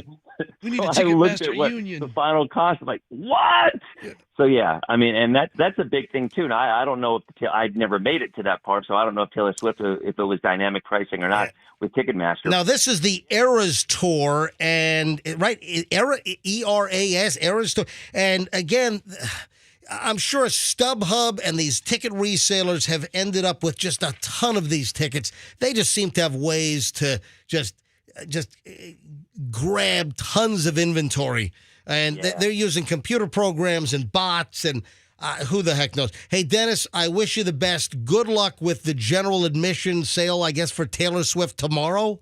Yeah, and good luck to everybody else. I mean, I know, I'm telling you, I don't disagree with you. When I was reading the comments on my Facebook page, there were people in agony. That's not me. I mean, my daughter really wants to go, and I'm hoping I can bring her, but she'll get over it if we don't get to go. But there were some people out there, some full-blown Swifties who were just devastated. They were. I'm with you. So, All right, can you look at Doppler radar for me? And it's still a big disaster, correct? yeah, absolutely. Okay. Hey, Dennis Phillips, ABC Action News chief meteorologist. Unfortunately, we don't have him on with a weather disaster, right? No. I'm sorry. I should say. Fortunately. Fortunately. Yeah. Hold on. I screwed up my joke. I was going to say, fortunately, we don't have you on with a weather disaster. Unfortunately, it's a ticket disaster. Fortunately, today is going to be like the nicest day we've had in forever. It's 66 degrees. Taylor Swift is predicting snow on the beach. It would be a beautiful That's one of her thing. songs. Dennis The Phillips. Swifties will know. Hey, good luck, Dennis. See you guys. All right, bye-bye. Get him in, Rox. Hey, the phones are loaded. Every line is jammed with pissed off Taylor Swift people. Every line. We're going to go to phones here in a second. And my son Julian just texted me. I got to see what he texted me. Is he a Swiftie too? I don't think so. Here we go. Julian, my son, a bunch of us at school tried getting tickets for her show at Gillette Stadium, which is up in Foxborough, Massachusetts. Right. That's where the Patriots play. All right, let me see if I can get Julian on the phone. Hold on, man. He was going to resell them probably. Well, while you're calling Julian, I'd like to make an observation. Please. Boy, this blossoming romance between you and bromance, I should say, between you and Dennis. I mean, you guys are tight now. How does Paul feel about this? Jeez, bosom buddies. I spoke to Paul Delgado last night, as a matter of fact. Paul and I are great friends, and we've made a new friendship with Dennis Phillips. All right. Hey, Dennis and Paul are friends. So defensive. Yeah, seriously. Paul, Really awkward. of course, Paul Delgado from Fox 13 and Dennis Phillips from Channel 28. Hey, Julian. Yeah, what's up? Were any of your friends at school? Because Julian goes to boarding school. This is my son, Julian. He's a senior in high school. Goes to boarding school up in Connecticut. Were any of your friends at school successful in getting tickets for Massachusetts for the Taylor Swift show? As far as I know, no. They all lucked out. I think they all kind of got kicked out of the queue. Yeah. So they didn't luck out. They all got kicked out. Yeah, like kicked out. Like the website crashed. The Ticketmaster website. It's everywhere. It's everywhere. So because we were gonna try and go, like, because our graduation is like somewhere up near that time. It's like 3 weeks before or whatever, and we were gonna try and go, and we were all gonna like get tickets and go, and we couldn't get them. You guys were in the queue and it crashed, right? Yeah. Yeah, we heard from somebody earlier in the 6 o'clock hour. They got through, or they had they tried to put their code in, and then it said your code is not accepted. It's not valid. What a mess. Julian, are you a Swiftie? I mean, I like the older Taylor Swift. And she's singing, a bunch of her older songs there. So. All right. Hey, Julian, buddy. good job pardoning the turkey. I saw the video. I didn't even see that. You saw it? Yeah, it was Really? good. He did a very good job. Hey, Julian is coming home for Thanksgiving. Julian's coming home tomorrow night. Oh, yeah, tomorrow night. Yeah. So, Julian, I'll pick you up at the airport tomorrow night. All right, I better be driving home. All right, that's fine. Oh, boy. All right. All right, bye-bye, Julian. All right, bye. My son, Julian, also trying to get Taylor Swift tickets with all the kids at his boarding school. How popular is she? Nobody got through. It crashed. All right, let's go to phones. Every line is ringing like I'm giving away the tablet now. Every line is on hold here. Jennifer is in Riverview. Tell us about your Taylor Swift debacle. Well, it said beforehand, get to the waiting room 30 minutes ahead of time, which I did on the laptop because it also said it's better if you use a desktop or a laptop. Instead of your phone. Yeah. So I did that, then got kicked out, got the error, could not get back in on the laptop, so I grabbed my phone, got in the queue, waited 5 hours, and it stopped moving at one point for almost an hour and a half. All right, this is ridiculous. To wait in a queue for 5 hours online when things should be instant? I mean, I'm sorry. Taylor Swift is not worth that mess. Well, not to me, but to my son, who told me 7 years ago, I'm adding Taylor Swift concert to my bucket list. And I thought, this kid never asked for anything. He's always... I thought you were going to say that your son said, Mom, get me Taylor Swift tickets or I'm going to kill you. No. Your bucket list, Mom. He's a good kid. He never asked for anything. I'll tell you what, with this mess, this is on my bucket list, but replace the B with an F. MJ, okay? Jennifer brings up a good point. Working And at a radio I- station, we're going to hear so many sob stories for tickets. Oh, my He's Yeah, such a and good I kid. He never was asks like- for anything, blah, blah, blah. He lost his pancreas in a I mean, a horrific energy Well, drink. yeah.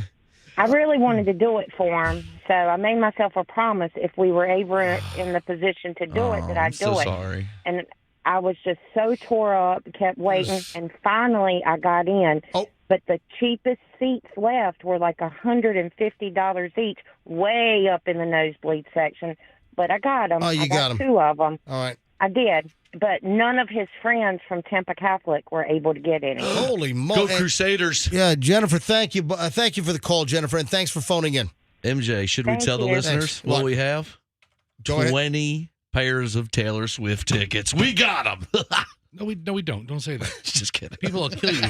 People will kill you on the way to your car. Froggy. MJ's face I'm was gonna, like, I'm gonna murder you. They will firebomb your house. All right, we do not have 20 pairs of Taylor Swift. See, tickets. Roxanne thought it was funny. Would those be hotter than these tablets? Oh, my. You think? I don't know. Lori's in Apollo Beach. Lori, Taylor Swift ticket disaster. Tell us. Lori, go ahead. Yeah, my daughter, she is a Swiftie. She's a 31-year-old CPA, and she had a pre-sale code, so she was verified. And she got in her queue at like 9:30 in the waiting room. And again, it was the 2,000 plus. It just kept going on and on and on. Took her 6 hours. 6 hours, but she actually got 2 sets of tickets. But she got to the Atlanta shows because she's up in the Carolinas. Oh my God, 6 hours. This is. And she paid stupid money too. Well, hold on. What is stupid money? How much did she pay? She paid $1,200 for 2 tickets for Friday night show in the lower bowl section. Are you And kidding? And that's, wait a minute, that's Ticketmaster face value? Wow. Yes. And then Sunday show, she got floor seats, 2 tickets, $1,800. You know what? Taylor Swift is just gouging people. Taylor Swift and Ticketmaster, they're just gouging folks. I mean, really? I love her. And she makes good money, and she's followed her all her life, and she can afford it. But my goodness, I was like, wow. No, that's ridiculous. Hey, thanks for the call, Lori. Let's grab Danielle in Riverview. Danielle, MJ Morning Show, welcome.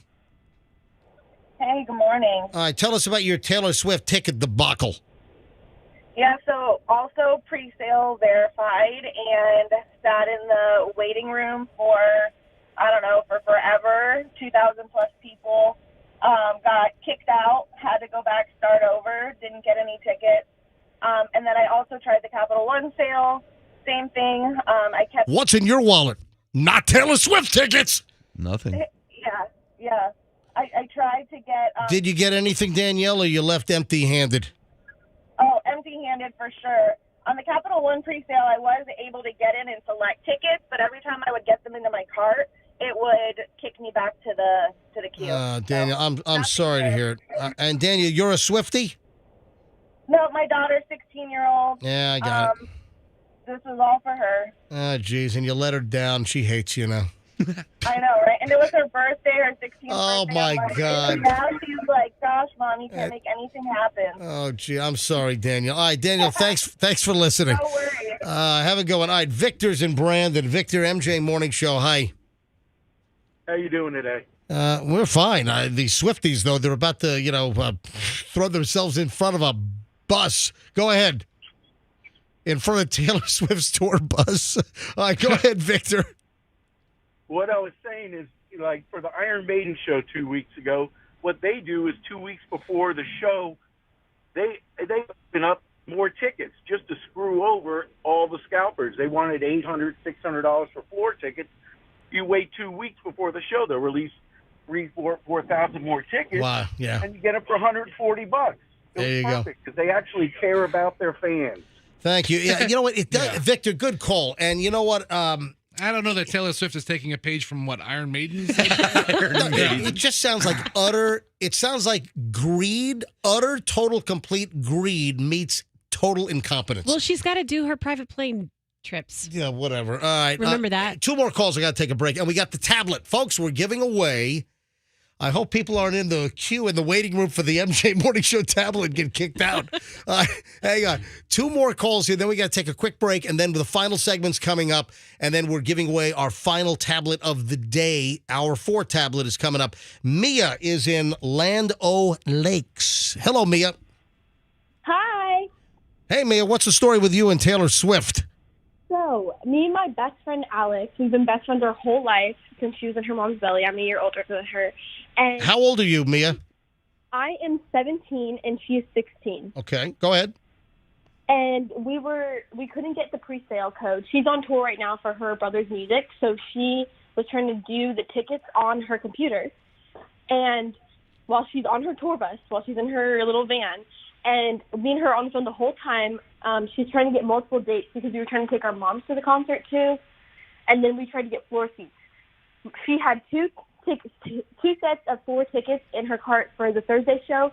One of them got stolen out of her cart. Then she got floor seats for the Saturday show for both of us, and the website completely crashed. She got through the queue and everything, picked the floor seats for like $700, tried to click next, and it would not let her click next, and then it kicked her out. Oh, my God. This is just story after story. Did anyone get tickets? Where the hell are the people? I guess we had one caller that got tickets up in the nosebleeds. Hey, Mia, thanks for listening. We appreciate it. Of course, thank you so much. Hey, do me a favor. So tell all your friends that the MJ Morning Show is the baddest thing going on, all right? No, the goodest. I know. All right. Goodest. Now, I love our demographics. Here's a 17-year-old fabulous young woman. You know, it's 17 plus. I mean, we get teenagers, 20s, 30s, 40s, 50s, 60s, 70s. I think we got the widest spread of listeners for a morning show in the Tampa Bay area. All right, one more call, then I got a break. I'm running a few minutes late here. Let me grab, Fessy, you took my call screener off. I'm trying to solve another problem. Here. Manuel is in Tampa. Hey, Manuel. How you guys doing? Doing fine. All right, Manuel, last call on this today. Taylor Swift debacle. What happened with you? Well, with me, I got the code. I was on there on Tuesday at 9:30. Now, how did you get the code? Well, like 2 weeks ago, I had to go into Ticketmaster and enter my email, and my daughter was on me. Hey, can you do this with me? And I'll put in my email, and my wife put in her email, so we all put in our emails. I ended up getting 2 codes, and I was set up to go ahead and buy them on Tuesday.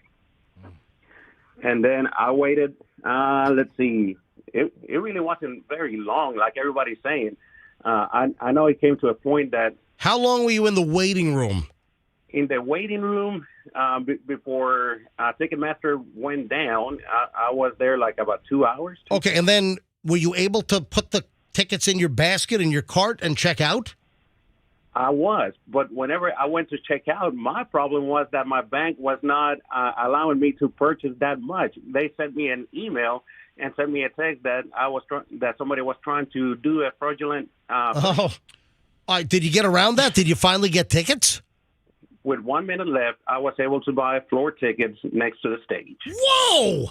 With 1 minute left, you got floor seats right near the stage? Sniped it. Yes, I did. At Ray J, right? And I got them for $250. Oh my God! And then Thursday, Friday, or Saturday show? It's for the Friday show. Wow! All right, hey Manuel, thanks for listening, buddy. No problem. Unbelievable. MJ, new parody song. Don't got 2 tickets to Taylor Swift. I have it for me tomorrow. What? I can't sing. Have it for me tomorrow. You got to pay your guy to do it. All right. Quick break. Final segment of the show is next. We'll give away the final Microsoft Surface Pro 8 tablet with keyboard for today next here on the MJ Morning Show on Q105. And then what other slop that I didn't get to, all in the final segment, all next in minutes. Stand by to win the tablet in minutes on the MJ Morning Show here on Q105. The Holland Group Retirement Wealth.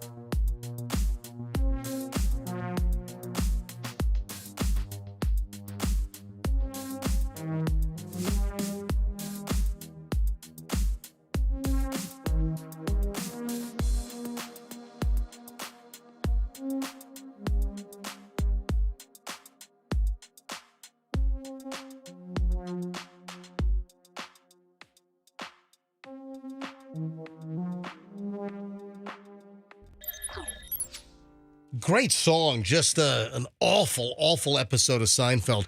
The finale of Seinfeld just sucked. I mean, such a great it was almost like they wanted to end like the way they started, because early Seinfeld episodes were not very good. Like the first season or so, or the half season. The early Seinfelds weren't good, and then they just got fantastic. And some were better than others. But then it ended with that awful episode. Remember Green Day's Time of Your Life? That was the song at the end of Seinfeld. When they were in court. Ugh. Yeah. Oh, God, what a terrible thing. All right, so, folks, in a matter of minutes, we will give away the final Microsoft Surface Pro 8 tablet with keyboard for today. And then, of course, we'll give away 4 more tomorrow. I should probably solicit right now. I mean, if you want it by the end of the show. Yeah, because I am going to do caller 105. Look at the death stare I'm getting from Andrew right now. I'm doing caller 105. Let's go.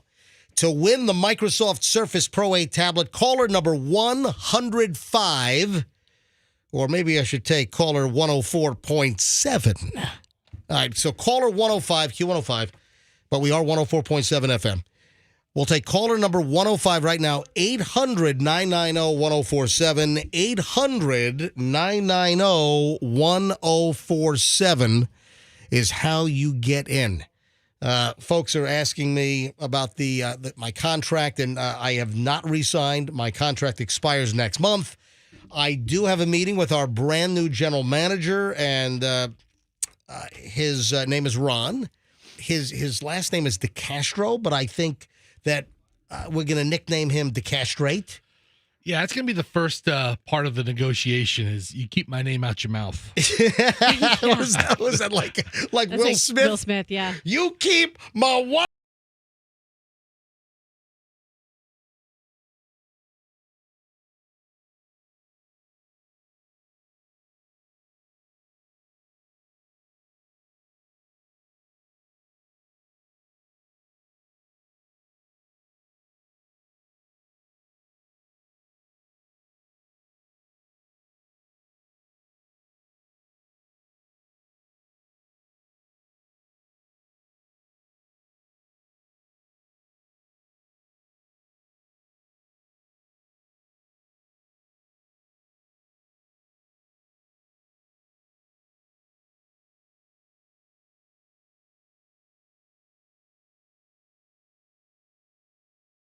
My contract expires at the end of next month. I've got no contract. It runs out, and well, I'm meeting with the new general manager today. I'll let you know what happens. I don't know what's going to happen. I don't know if I'm coming back. I don't know. Hey, go away for Christmas vacation, and boom, I'm gone for good.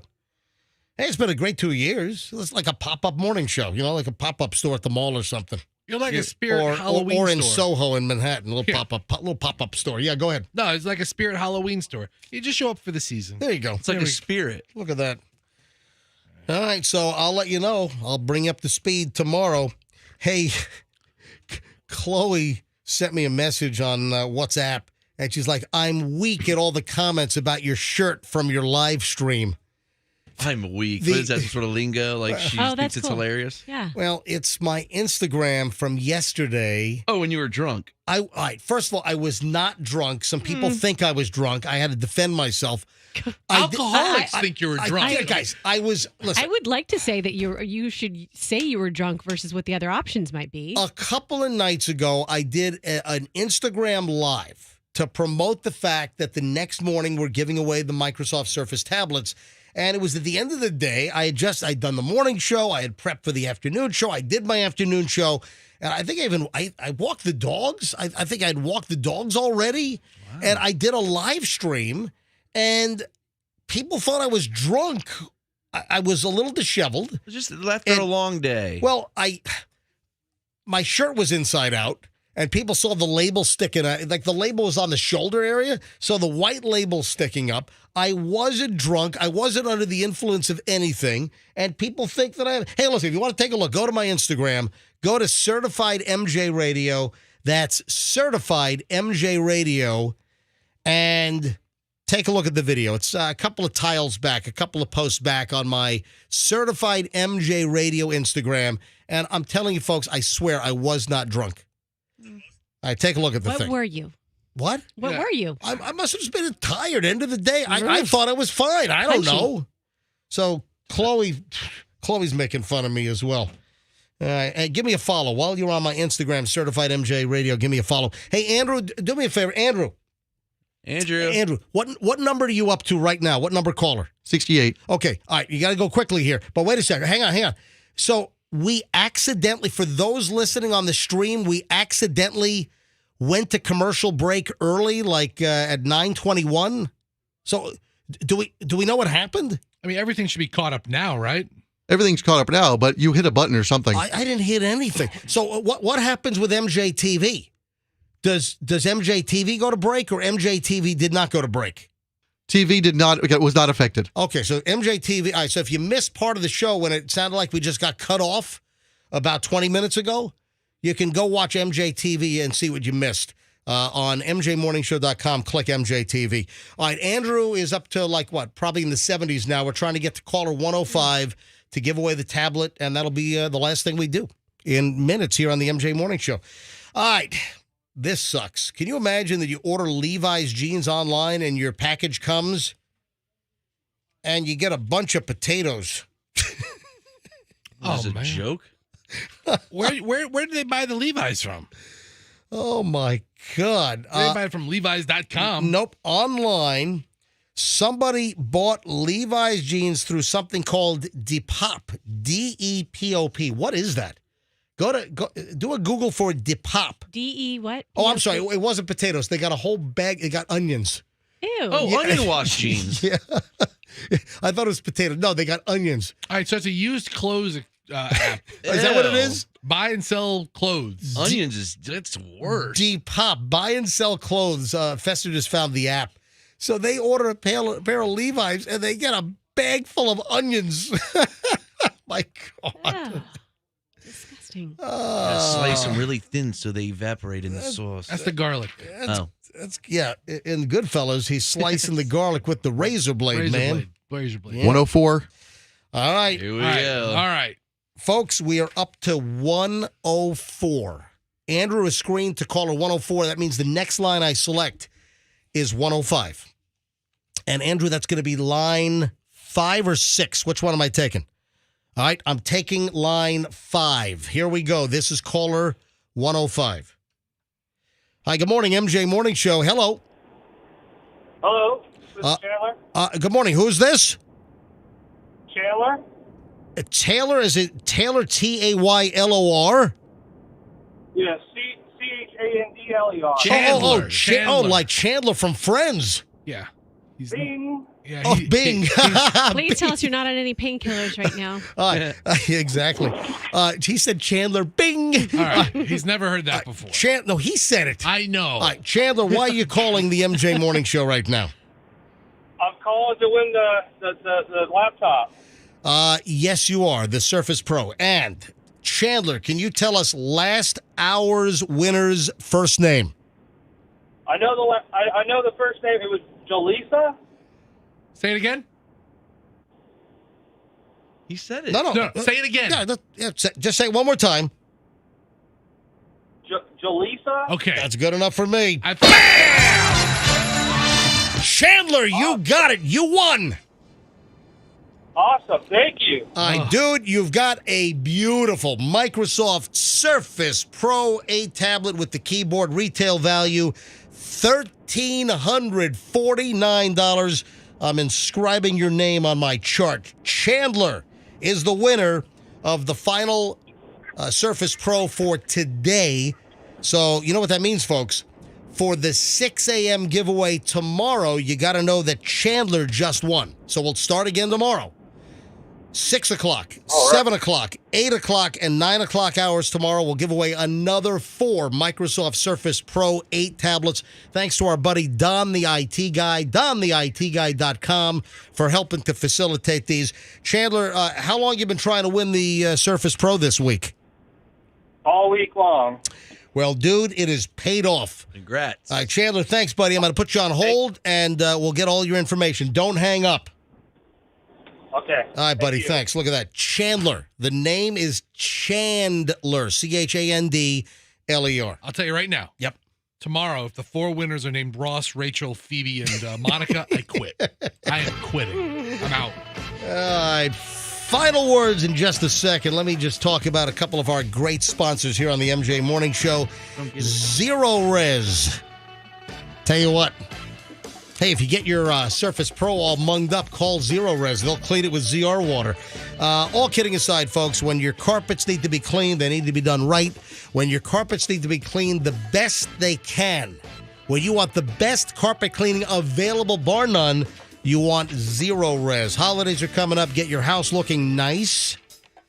Get hold of Zero Res. You mentioned me, MJ, and they'll do 3 rooms of carpeting for $119. 3 rooms of carpeting, $119, cleaned with the Zero Res electrolyzed water process. They use ZR water. Patented process. They don't use the harsh chemicals and the soaps. There's no residue. It's not just a big old mess and smashing your carpets down. You get great clean carpets with Zero Res. Mention me, get 3 rooms done for $119. Call Zero Res, get your home clean right now. Carpet, upholstery, area rugs, tile, grout, Zero Res.